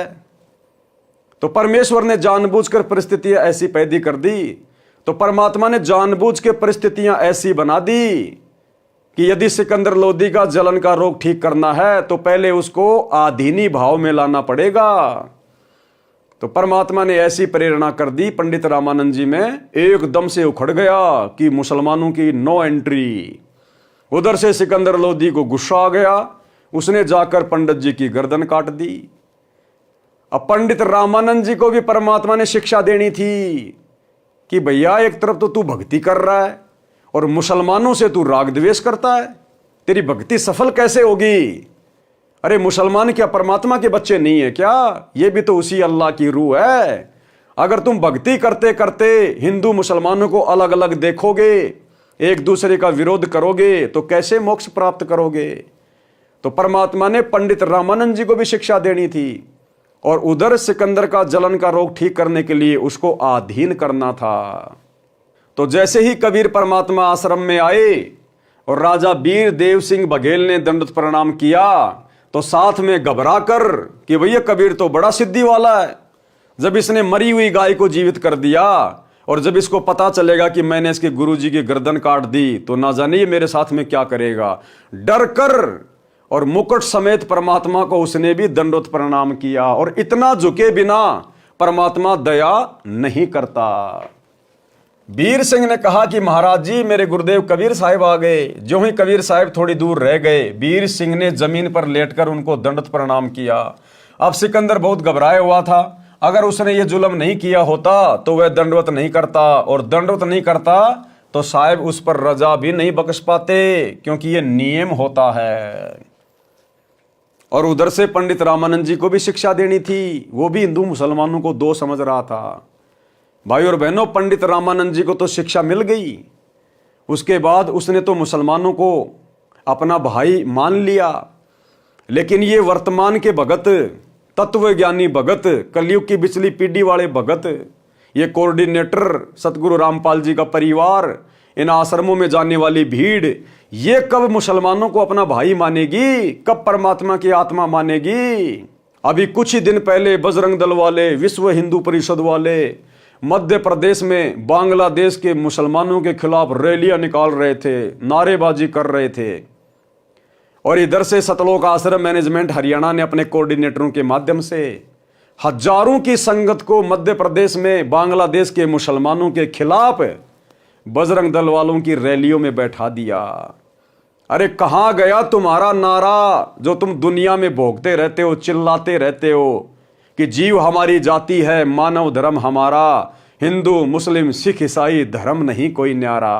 कहां गया तुम्हारा नारा? कहां गया तुम्हारा ज्ञान? तुम्हारी बुद्धि को चूहे कुतर गए, चूहे। तुम्हें कुछ भी दिखाई नहीं देता। आज भी तुम्हें हिंदू मुसलमान दो दिखाई दे रहे हैं। आज भी तुम पक्ष और विपक्ष में पड़े हुए हो, जबकि परमात्मा ने कहा कि पक्षा पक्षी के कारण सब जग रहा बुलान। ये पूरा संसार तो जाति और धर्म में उलझा हुआ है, पक्ष और विपक्ष में उलझा हुआ है। पक्षा पक्षी के कारण, यानी पक्ष और विपक्ष के कारण सब जग रहा बुलान। अरे निष्पक्ष होके हरि बजय वो है भगत सुजान। सच्चा भगत तो वो है जो ना किसी में हिंदू देखे, ना किसी में मुसलमान देखे, सबको परमात्मा की आत्मा की दृष्टि से देखे। तो 650 साल पहले पंडित रामानंद जी के तो आंखें खोल दी परमात्मा ने, लेकिन आज इन लोगों की आंखें नहीं खुल रही, कलयुग की बिचली पीढ़ी वाले भक्तों की। इसलिए दास बारंबार इनको काल प्रेरित बोलता है, काल प्रेरित। परमात्मा कहते हैं अति आधीन दीन हो प्राणी, ताते कहिए ये अकथ कहानी। कि धर्मदास ये तत्व ज्ञान उस आत्मा को बताना जो इस ज्ञान को सुनने के लिए आतुर हो। अति आधीन दीन हो प्राणी, उसको कहिए ये अकथ कहानी। ऊंचे पात्र जल ना जाई, ताते नीचा हो जे भाई। आदिनी के पास है पूर्ण ब्रह्म दयाल, मान बढ़ाई मार ये बेअदबी सिरकाल। कबीर परमेश्वर ने यहां पर एक तीर से दो शिकार किए। स्वामी रामानंद जी में धर्म भेदभाव की भावना शेष थी, जैसे आज सतलोक आश्रम मैनेजमेंट हरियाणा में गुरुदेव के परिवार में इन कोऑर्डिनेटरों में धर्म भेदभाव की भावना शेष है, कूट कूट के भरी है। स्वामी रामानंद जी में धर्म भेदभाव की भावना शेष थी, वह भी निकालनी थी। रामानंद जी मुसलमानों को हिंदुओं से अभी भी भिन्न तथा हे मानते थे। सिकंदर में अहंकार की भावना थी, यदि वह नम्र नहीं होता तो कबीर साहब कृपया नहीं करते तथा सिकंदर स्वस्थ नहीं होता। वीर सिंह को देखकर तथा डरते हुए सिकंदर लोधी ने भी दंडवत प्रणाम किया। कबीर परमेश्वर जी ने दोनों के सिर पर हाथ रखा और कहा, दो दो नरेश आज मुझ गरीब के पास कैसे आए हैं, मुझ गरीब को कैसे दर्शन दिए। परमेश्वर कबीर जी ने अपना हाथ उठाया भी नहीं था कि सिकंदर का जलन का रोग समाप्त हो गया। सिकंदर लोधी की आंखों में पानी आ गया। संत के सामने ये मन यानी काल भाग जाता है और ये आत्मा ऊपर आ जाती है, क्योंकि परमात्मा आत्मा का साथी है। अंतर्यामी एक तुम, आत्म के आधार, और जो तुम छोड़ो हाथ तो मोय कौन उतारे पार। आत्मा का आधार कौन है? कबीर भगवान है। कबीर भगवान सतगुरु रामपाल जी क्या कह रहे हैं? परमात्मा संत के सामने ये मन भाग जाता है। तो भाई और बहनों, आज गुरुदेव भगवान की गैर हाजिरी में संत किसके साथ है? संत यानी परमात्मा कबीर देव किसके साथ है? हम सतसेवकों के साथ है, जो काल हमारे आसपास भी नहीं फटक रहा। और इन आश्रमों में आए दिन वो काल इनके सिर पर बैठकर सारे कुकर्म भक्ति विरुद्ध कर्म करवा रहा है। स्वामी रामानंद जी को जीवित करना। सिकंदर लोदी ने पैर पकड़कर छोड़े नहीं और रोता ही रहा। परमेश्वर जाने जान होते हुए भी कबीर साहिब ने सिकंदर लोदी दिल्ली के बादशाह से पूछा, क्या बात है? सिकंदर ने कहा कि दाता, मैंने घोर अपराध कर दिया, आप मुझे क्षमा नहीं कर सकते। जिस काम के लिए मैं आया था वह असाध्य रोग तो आपके स्पर्श मात्र से ही ठीक हो गया। इस पापी को क्षमा कर दो। कबीर साहिब ने कहा, क्षमा कर दिया, ये तो बता हुआ क्या? सिकंदर ने कहा कि आप क्षमा नहीं कर सकते, मैंने ऐसा पाप किया है। कबीर साहब ने कहा कि क्षमा कर दिया। सिकंदर ने फिर कहा कि सच में माफ कर दिया? कबीर साहब ने कहा कि हाँ, क्षमा कर दिया। अब बता क्या कष्ट है? सिकंदर ने कहा कि दाता, मुझ पापी ने गुस्से में आकर आपके गुरुदेव का सिर कलम कर दिया। और फिर सारी कहानी बताई। कबीर साहब बोले, कोई बात नहीं, जो हुआ प्रभु इच्छा से हुआ है। जो हुआ किससे हुआ? प्रभु इच्छा से। प्रभु कौन? कबीर जी। तो जैसा परमात्मा ने चाहा वैसा ही हुआ ना। तो क्या कहा परमेश्वर ने? जो हुआ प्रभु इच्छा से हुआ है। आप स्वामी रामानंद जी का अंतिम संस्कार करवा कर जाना, नहीं तो आप निंदा के पात्र बनोगे। परमेश्वर कबीर साहिब जी नाराज नहीं हुए। सिकंदर लोदी ने वीर सिंह के मुख की ओर देखा और कहा कि वीर सिंह, ये तो वास्तव में भगवान है। देखिए, मैंने गुरुदेव का सिर काट दिया और कबीर जी को क्रोध भी नहीं आया। 10 साल से परमात्मा निर्दोष होते हुए हिसार जेल में बैठे हैं और किसी को कोई श्राप नहीं, किसी को कोई बद्दुआ नहीं। ये होता है भाइयों और बहनों पूर्ण ब्रह्म परमेश्वर की पहचान। देखिए, मैंने गुरुदेव का सिर काट दिया और कबीर जी को क्रोध भी नहीं आया। वीर सिंह चुपचाप रहा और साथ साथ हो लिया और मन ही मन में सोचता है कि अभी क्या है, अभी तो और देखना, ये तो शुरुआत है। परमेश्वर कबीर जी ने अंदर जाकर देखा, रामानंद जी का धड़ कहीं पर और सिर कहीं पर पड़ा था। शरीर पर चादर डाल रखी थी। कबीर साहिब ने अपने गुरुदेव के मृत शरीर को दंडवत प्रणाम किया और चरण छुए तथा कहा कि गुरुदेव उठो, दिल्ली के बादशाह आपके दर्शनार्थ आए हैं। एक बार उठना, दूसरी बार ही कहा था, सिर अपने आप उठकर धड़ पर लग गया और रामानंद जी जीवित हो गए। रामानंद जी के शरीर से आधा खून और आधा दूध निकला हुआ था। जब साहिब कबीर ने स्वामी रामानंद जी से कारण पूछा तो साहिब ने बताया कि स्वामी जी, आपके अंदर ये थोड़ी सी कसर और रह गई है कि अभी तक आप हिंदू और मुसलमानों को दो समझते हो। इसी प्रकार वर्तमान में गुरुदेव का परिवार, ये कोऑर्डिनेटर आश्रम वाले आज भी हिंदू और मुसलमानों को दो समझ रहे हैं। अन्यथा मुसलमान चाहे बांग्लादेश के हो चाहे हिंदुस्तान के हो, भाड़ में जाए, चाहे हिंदू मुसलमान को सता रहा है या मुसलमान हिंदुओं को सता रहा है। हमारा काम है, यदि संपर्क हो जाए तो गुरुजी का ज्ञान समझाना। हम भक्तों का ये कर्म नहीं है कि हिंदुओं का पक्ष ले लो मुसलमानों के विरोध में और मुसलमानों का पक्ष ले लो हिंदुओं के विरोध में। ये भक्तों के कर्म नहीं है। भगत कभी ये पक्ष और विपक्ष की भूमिका में नहीं पड़ता, अन्यथा परमात्मा से कोसों दूर हो जाता है। तो भाई और बहनों, वर्तमान पिछली पीढ़ी में भी देख लो काल का किस कदर तांडव मच रहा है संगत के ऊपर। 30 वर्षों से इतना ज्ञान देने के बाद भी संगत वही कर्म कर रही है जो कर्म परमात्मा को दुखी करते हैं। आज भी ये लोग हिंदू मुसलमानों को दो मान रहे हैं। तो साहिब ने बताया कि स्वामी जी, आपके अंदर ये थोड़ी सी कसर और रह गई है कि अभी तक आप हिंदू और मुसलमानों को दो समझते हो, इसलिए आधा खून और आधा दूध निकला है। आप अन्य जाति वालों को अपना साथी समझ चुके हो। ये जीव सभी एक हैं। आप तो जानी जान हो, आप तो लीला कर रहे हो, अर्थात उसको गोलमोल भी कर दिया और समझा भी गए। बात को गोलमोल भी कर दिया कि ये स्वामी जी, आप तो जानी जान हो, मेरे से क्या पूछ रहे हो। जब रामानंद जी ने पूछा ना कि भाई कबीर, मेरे शरीर से आधा खून और आधा दूध क्यों निकल रहा है, तो परमात्मा ने गोलमोल कर दिया कि आप तो जानी जान हो, आप तो सब कुछ जानते हो, मेरे को तो मुफ्त में बढ़ाई दे रहे हो। और फिर परमात्मा ने बताया कि क्यों आधा खून और क्यों आधा दूध, कि अभी भी आप मुसलमानों को अलग मान रहे हो, उनके साथ में आप द्वेष करते हो, ईर्ष्या रखते हो, इसलिए अभी आपके अंदर कमी है।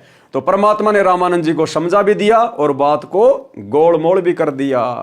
ठीक इसी प्रकार भाई और बहनों, वर्तमान में हिसार जेल से जो विशेष संदेश आ रहे हैं इन संदेशों में परमात्मा सतलोक आश्रम मैनेजमेंट हरियाणा के पाखंड का जिक्र भी कर देते हैं और थोड़ी देर बाद में उनकी बड़ाई करके और हम सत्सेवकों की थोड़ी सी हल्की सी, अब हम उसको बुराई तो नहीं कह सकते, लेकिन वर्तमान परिस्थितियों के अनुसार जो लीला कर रहे हैं गुरुदेव, उसको बुराई ही कहा जाएगा। हम सत्सेवकों को परमात्मा थोड़ा सा धमका कर और सतलोक आश्रम मैनेजमेंट हरियाणा को खुश करके कि बच्चों बहुत बढ़िया सेवा कर रहे हो, बहुत अच्छी सेवा कर रहे हो, मेरी आत्मा गदगद हो गई, तो परमात्मा उनको खुश भी कर देते हैं कि ये भक्ति पे लगे रहे नालायक। और असलियत भी परमात्मा बीच बीच में बता देते हैं कि तुम कितने घटिया स्तर पर जा रहे हो, तुम तो जगत वालों से भी गए गुजरे हो, जगत वालों से भी गए गुजरे। एक छोटी सी 2 मिनट की ऑडियो सतलोक आश्रम वालों के लिए गुरुदेव क्या कह रहे हैं, सुनिए। विचार करना होगा कि हम कौन है, कहां से आए। आपस में खेचातानी रखते हो अभी भी भगत हो गए। अच्छे इंसान तो जगत वाले बिना करते ऐसा जैसे भगत कर रही है। अच्छे इंसान तो जगत वाले बिना करते ऐसा जैसे भगत कर रही है। अच्छे इंसान तो जगत वाले बिना करते ऐसा जैसे भगत कर रही है। किसी को छोटी सी सेवा दे देते, कोऑर्डिनेटर बना दिया, वो ने सोचा मैं खुदा बन गया। और इतना शिक्षा तो बने, मजदूर बनो सीखो, मजदूर। और कई देखा है कि कोऑर्डिनेटर या जिसकी जो भी व्यवस्था लगाई जाए तो व्यवहार भी ठीक नहीं करते, धमकान लग जाते, फुरकान लग जाते। और कुछ ऐसी भी शिकायतें आई हैं जो बहन बेटियों के साथ गलत मैसेज भी डालते हैं।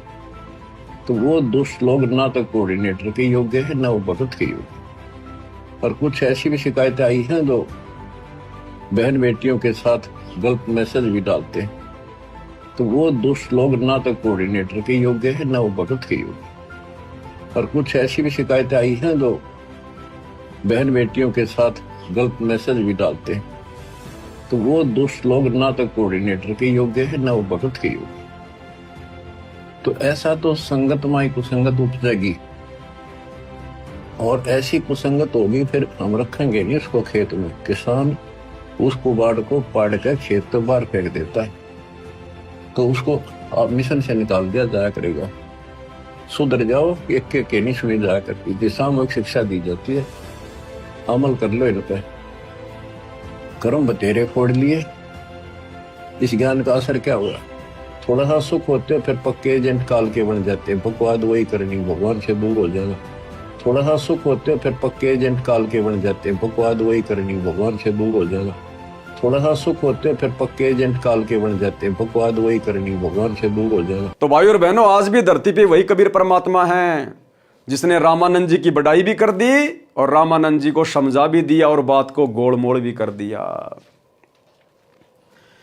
ये सभी जीव एक हैं, आप तो जानी जान हो, आप तो लीला कर रहे हो। अर्थात उसको गोलमोल भी कर दिया और समझा भी दिया।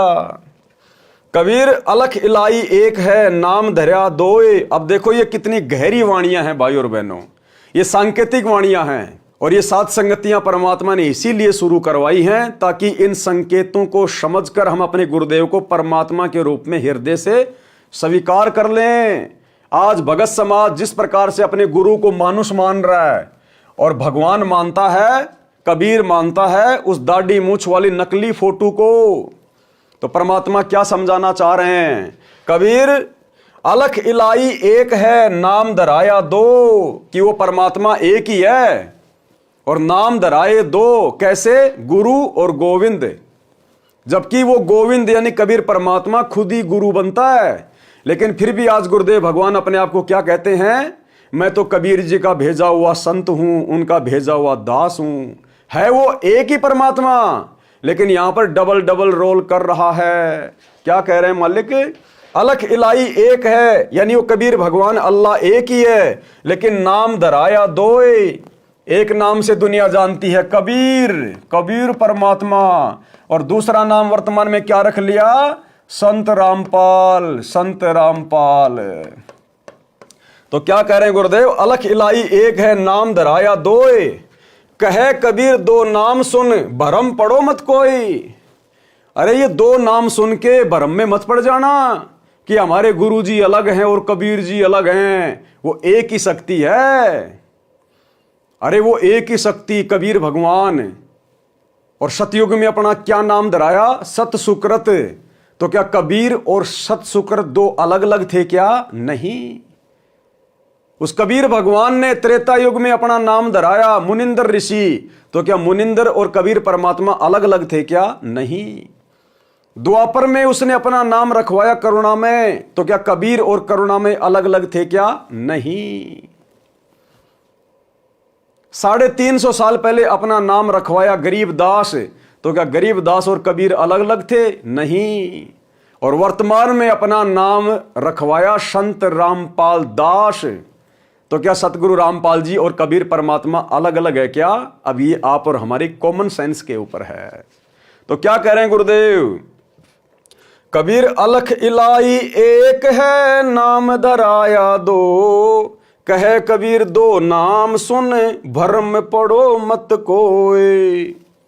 कि ये दो नाम सुनकर भ्रम में मत पड़ जाना कि सतगुरु रामपाल जी और कबीर जी अलग अलग होंगे, दोनों एक ही हैं। कबीर राम रहीमा एक है, नाम धराया दो। कहे कबीर दो नाम सुन, भरम में पड़ो मत कोई। जिस प्रकार हिंदू उस अल्लाह को क्या कहते हैं? राम। और मुसलमान उस अल्लाह को क्या कहते हैं? रहीम। तो परमात्मा कहते हैं वो तो एक ही शक्ति है, ये तो तुम सोच रहे हो कि वो अलग अलग हैं। ठीक इसी प्रकार गुरु ही परमात्मा है, गुरु ही कबीर है। भले हम अपनी छोटी बुद्धि से गुरु को अलग माने, कबीर जी को अलग माने, लेकिन आध्यात्मिक दृष्टि से वो कबीर परमात्मा खुद ही गुरु बनकर आता है। तो हमारे गुरुदेव जो पूर्ण गुरु की भूमिका कर रहे हैं, स्वयं परमात्मा है। सतगुरु पूर्ण ब्रह्म है, सतगुरु आप अलेख, और सतगुरु रमता राम है, याम में मीन न मेख। और भाई और बहनों, परमात्मा कहते हैं गुरु को पूर्ण ब्रह्म कर जाने। अब पूर्ण ब्रह्म कौन है? कबीर जी। तो गुरु को क्या मान के चले? कबीर। गुरु को पूर्ण ब्रह्म कर जाने, और भाव कभू नहीं आने। अपने मन में और विचार भी मत करना इसके अलावा कि मेरे गुरु के अलावा कोई और भी परमात्मा होगा, कोई और भी कबीर होगा। ये स्वयं ही कबीर हैं। कबीर कृष्ण करीमा एक है, नाम धराया दो। कहे कबीर दो नाम सुन, भरम में पड़ो मत कोई। कबीर काशी काबा एक है, एक राम रहीम। मैदा एक पकवान बहु, बैठी कबीरा जी में। जिस प्रकार मैदा एक ही वस्तु है, लेकिन उसके कई प्रकार के आइटम बन जाते हैं, उसकी मिठाइयां बन जाती है, मैदा की बर्फी भी बन जाती है, मैदा से लड्डू भी बन जाता है। अब लड्डू अलग, बर्फी अलग, नाम अलग अलग हो गए, लेकिन वस्तु एक ही है, वो एक ही वस्तु से बनी है। तो इसी प्रकार कबीर परमात्मा ही सतगुरु की भूमिका करता है, इसलिए उनमें कोई भेद नहीं समझना चाहिए। गुरु गोविंद दो नहीं भाई, जब तक दो समझेंगे दो जग में जाही। और आगे देखो परमात्मा ने कितना क्लियर कर दिया, अपना नाम तक लिखवा दिया धर्मदास जी से 650 साल पहले, कि वर्तमान में वो कबीर परमात्मा संत रामपाल जी के रूप में आएगा। कबीर एक वस्तु के नाम बहु, लीजे वस्तु पहचान। कि एक ही परमात्मा के बहुत नाम है, उसको पहचान लो। कबीर एक वस्तु के नाम बहुत, लीजे वस्तु पहचान। ये कबीर परमात्मा सतयुग में सतसुकृत नाम से आया, त्रेता में मुनिंद्र नाम से आया, द्वापर में करुणा में नाम से आया, फिर गरीबदास जी के नाम से आया, कभी जिंदा बाबा के नाम से आया, वर्तमान में सतगुरु रामपाल जी के नाम से आए। तो कह रहे एक वस्तु के नाम बहुत है, लीजिए वस्तु पहचान। अपने गुरु को पहचान लो कौन है। कबीर एक वस्तु के नाम बहु, लीजिए वस्तु पहचान। नाम पक्ष नहीं कीजिए, सार तत्व ले जान। कि नाम के चक्कर में मत पड़े कि उसका नाम तो कबीर है, कबीर है, वो कबीर ही भगवान है, डाढ़ी मूछ वाला भगवान है। कहते सार तत्व को पहचान ले। जो ज्ञान वर्तमान में उस कबीर वाला, उस कबीर के जैसा यदि कोई और दे रहा है तो वो कबीर ही है। कबीर के अलावा कोई सृष्टि रचना संसार में नहीं बता सकता। कबीर के अलावा कोई काल से पंगा नहीं ले सकता, समस्त धर्म ग्रंथों को खोल के नहीं बता सकता। निस्वार्थ भाव से परमार्थ का काम नहीं कर सकता। बंदी छोड़ की तत्वदर्शी संत की सतगुरु की भूमिका नहीं निभा सकता कबीर के अलावा कोई भी। तो परमात्मा कह रहे हैं नाम वाम के चक्कर में मत पड़ना, सार वस्तु ले जान। जो सार वस्तु है ना उसको पहचान ले। कबीर सब काहू का लीजिए साचा शब्द निहार, पक्षपात ना कीजिए कह कबीर विचार। अब आगे देखो 2 लाइनों में परमात्मा ने बिल्कुल क्लियर कर दिया। 650 साल पहले धर्मदास जी से लिखवा दिया कि कलयुग की पिछली पीढ़ी में कबीर किस नाम से आएगा। कबीर राम कबीरा एक है दूजा कबू ना होए। कबीर राम कबीरा एक है। अब सांसारिक दृष्टि में तो दुनिया यह समझेगी कि जो दशरथ पुत्र राम है उसके बारे में कहा गया है कि राम कबीरा एक है। लेकिन आध्यात्मिक दृष्टि से हमने क्या समझना है, राम यानी रामपाल। राम कबीरा एक है क्योंकि मालिक को पता था कलयुग की पिछली पीढ़ी में जब मैं रामपाल दास के नाम से जाऊंगा, 8 सितंबर 1951 को गांव धनाना में जाके प्रकट होऊंगा, लीला करूंगा। ये काल इतनी आसानी से मेरे भक्तों को मुझे परमात्मा नहीं मानने देगा। उस दाढ़ी मूंछ वाली फोटो के पीछे लगा देगा भक्तों को, जैसे पहले राम और श्री कृष्ण की फोटो के पीछे लगा रखा था। तो मालिक को मालूम था, इसलिए परमात्मा ने संकेतों में धर्मदास जी से लिखवा दिया कबीर राम कबीरा एक है कि कलयुग की पिछली पीढ़ी वाले भक्तों रामपाल, राम यानी रामपाल और कबीर दोनों एक ही हैं। और एक छोटा सा सत्संग गुरुदेव का हिसार जेल से आया हुआ विशेष संदेश नंबर 75। क्या कह रहे हैं गुरुदेव कि 650 साल पहले वो परमात्मा गरीबदास जी के पास में आए और भाई आज तुम्हारे सामने प्रकट है, पहचान सको तो पहचान लो। तो गरीबदास जी के सामने कौन आए थे, गरीबदास जी के समय कौन प्रकट हुआ था, यही कबीर जिंदा महात्मा के रूप में। और गुरुदेव कह रहे हैं भाई अब तुम्हारे सामने प्रत्यक्ष है, प्रकट है, पहचान सको तो पहचान लो। अब इससे ज्यादा खुल के गुरुदेव और क्या बोलेंगे कि भाई गरीबदास जी का गुरु वो जिंदा बाबा, मैं तुम्हारा गुरु सतगुरु रामपाल जी ही हूं। इसीलिए तो गरीबदास जी ने कहा था कि सतगुरु दिल्ली मंडल आईसी सूती धरनी सूम जगाईसी। कौन सतगुरु? गरीबदास जी अपने सतगुरु के लिए कह रहे हैं कि जो जिंदा बाबा मुझे सतगुरु के रूप में आके मिला था वही आगे चलकर दिल्ली मंडल में आएगा गांव धनाना में कि सतगुरु दिल्ली मंडल आईसी सूती धरनी सूम जगाईसी। और यहां गुरुदेव ने इस ऑडियो में स्पष्ट कर दिया कि उत्तर दक्षिण पूर्व पश्चिम क्यों फिरदा दाने दाने नू, सर्व कला सतगुरु साहिब की हरि आए हरियाणे नू। कि भाई वो गरीबदास जी के समय प्रत्यक्ष प्रकट था और भाई अब तुम्हारे सामने प्रत्यक्ष आया हुआ है, प्रकट है, पहचान सको तो पहचान लो। यानी गुरुदेव ने साबित कर दिया कि तुम्हारा गुरु ही वो कबीर है जो गरीबदास जी को मिला था। सुनिए तो क्या बताते हैं, उत्तर दक्षिण पूर्व पश्चिम फिरता दाने दाने नो, और सर्व कला सतगुरु साहिब की हरि आए हरियाणे। गरीबदास जी के समय आए तेरी बारे भाई प्रगट सामने था रे, पहचाने जात पहचान लियो। गरीबदास जी के समय आए तेरी बारे भाई प्रगट सामने था रे, पहचाने जात पहचान लियो। गरीबदास जी के समय आए तेरी बारे भाई प्रगट सामने था रे, पहचाने जात पहचान लियो। तो भाई और बहनों अब ये वाणी हमने अपने तरीके से समझनी है। एक सिक्के के 2 पहलू होते हैं। परमात्मा एक तीर से अनेकों शिकार करते हैं, अनेकों शिकार। तो आप और हमें परमात्मा इस प्रकार से अपना शिकार बनाना चाहते हैं कि मेरे बच्चे मुझे पहचान लें। कबीर राम कबीरा एक है दूजा कबू न होए। कि अगर कोई दाढ़ी मूंछ वाली उस फोटो को ही कबीर जी मान रहा है तो वो तो वैसे भी नहीं है कबीर, वो तो मुर्दा फोटो है, तुम्हारे किसी काम की नहीं।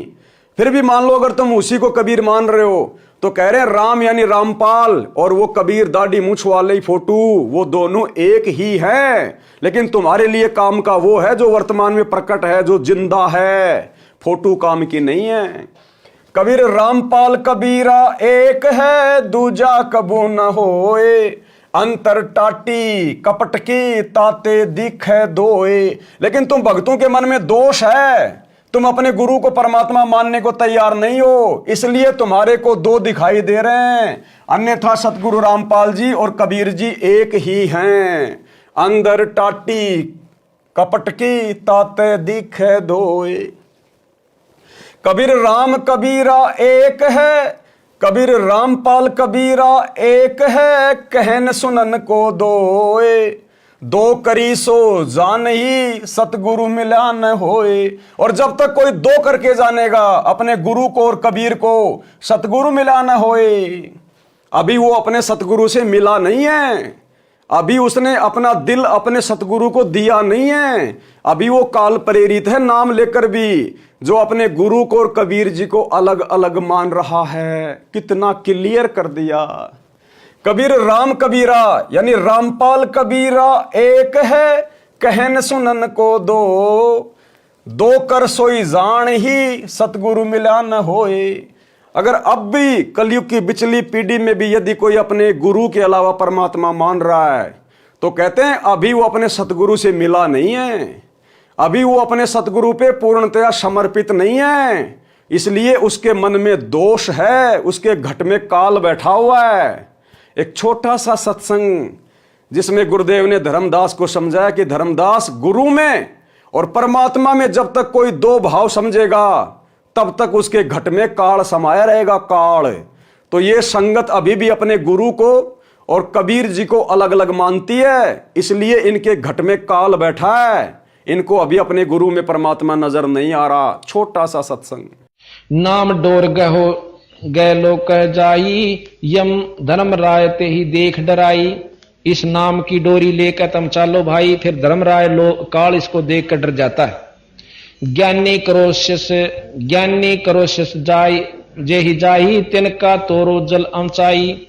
जी विद तीन ने हम तुमको पाना, ये विद देहु सैदाना। हम तुम में अंतर नाही, जैसे तरंग माही समाही। हम तुमको जो दोय कर जाना, ता घट यम बस कर है थाना।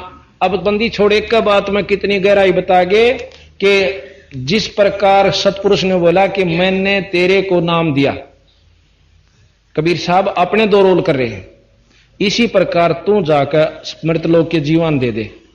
और फिर उन्होंने बता दिया कि तेरे में और मेरे में कोई दूसरी भाव समझेगा, यानी गुरु में और सतपुरुष में अगर कोई दूसरा भाव समझता है तो वो के उसके घट में फिर काल बैठ जाएगा आके। महाराज कहते हैं कबीर गुरु मानस कर जानते, वह नर कहिए अंध, और महा दुखी संसार में फिर आ गए यम के फंद। कबीर रामपाल कबीरा एक है, कहन सुनन को दो। दो कर सोई जान ही सतगुरु मिला न होए। रामानंद जी ने सिकंदर को सीने से लगाया तथा उसके बाद हिंदू तथा मुसलमान को तथा सर्व जाति व धर्मों के व्यक्तियों को प्रभु के बच्चे जानकर प्यार देने लगे तथा अपने औपचारिक शिष्य वास्तव में परमेश्वर कबीर साहिब जी का धन्यवाद किया कि आपने मेरा अज्ञान पूर्ण रूप से दूर कर दिया। हम एक पिता प्रभु की संतान हैं, मुझे दृढ़ विश्वास हो गया। दिल्ली के बादशाह सिकंदर लोदी के साथ उनका धार्मिक गुरु शेख तकी भी बनारस गया था। वह रेस्ट हाउस यानी विश्राम गृह में ही रुका था, क्योंकि शेख तकी हिंदू संतों से बहुत ईर्ष्या करता था तथा उन्हें वह उनके शिष्यों को काफिर कहता था, इसलिए स्वामी रामानंद जी के आश्रम में जाने से इनकार कर दिया था। राजा सिकंदर लोदी के साथ स्वामी रामानंद जी के आश्रम में नहीं गया था। महाराजा सिकंदर ने विश्राम गृह में आकर परमेश्वर कबीर साहिब जी द्वारा अपने असाध्य रोग का निवारण केवल आशीर्वाद मात्र से करने तथा स्वामी रामानंद जी को पुनः जीवित करने की कथा खुशी खुशी अपने धार्मिक पीर शेख तकी को बताई तथा कहा कि पीर जी, मैं पूर्ण रूप से स्वस्थ हूं, मेरे किसी अंग में कोई पीड़ा नहीं है। रात्रि का समय था, प्रभु कबीर साहिब जी सुबह आने की कहकर अपनी कुटिया पर चले गए थे। शेख तकी ने बादशाह के मुख से अन्य संत की भूरी भूरी प्रशंसा सुनी तो अंदर ही अंदर जल भुन गया। रात भर करवटें बदलता रहा, परमेश्वर कबीर साहिब जी को नीचा दिखाने की योजना बनाता रहा। स्वामी रामदेवानंद गुरु महाराज जी की असीम कृपा से नहीं, यहां तो केवल परमात्मा अपने मुंह बोले गुरुदेव को महिमा दे रहे हैं, ताकि आप और हम भगत भाई बहन अपने गुरुदेव से शिक्षा लेकर अपने पूज्य गुरुदेव जी को महिमा दें। जो कि हमारे पूज्य गुरुदेव तो वास्तव में महिमा के पात्र हैं। इनके अलावा तो सृष्टि में किसी और की महिमा की नहीं जा सकती, क्योंकि और कोई महिमावान है ही नहीं। तो स्वामी सतगुरु रामपाल जी परमेश्वर जी की असीम कृपा से पारक के अंक का सरलार्थ, यानी गुरुदेव के द्वारा जो सरलार्थ किया गया है, उसके ऊपर ये वीडियो बनाने की श्रृंखला समाप्त हुई। सत साहिब यानी सतगुरु रामपाल जी परमात्मा, सत यानी अविनाशी, साहिब यानी परमात्मा, सतगुरु रामपाल जी यानी सत साहिब। तो भाई और बहनों, आज के वीडियो में केवल इतना ही। कल रात्रि 8 बजे सभी भाई बहन फिर से लाइव जुड़ेंगे। आगे के वीडियो में परमेश्वर ने आप और हमारे लिए क्या शिक्षा छुपा रखी है, कल रात्रि 8 बजे सभी भाई बहन लाइव जुड़िए। तब तक गुरुदेव भगवान आप और हम सभी को आज्ञा दे, इजाजत दे, आशीर्वाद दे। बंदी छोड़ सतगुरु रामपाल जी परमेश्वर जी की जय हो। भाई जो गुरु बचन पे डट गे,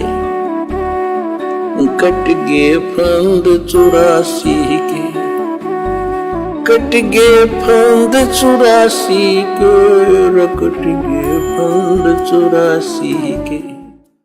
भाई जो गुरु बचन पे डट गे, कट गे फंद 84 के।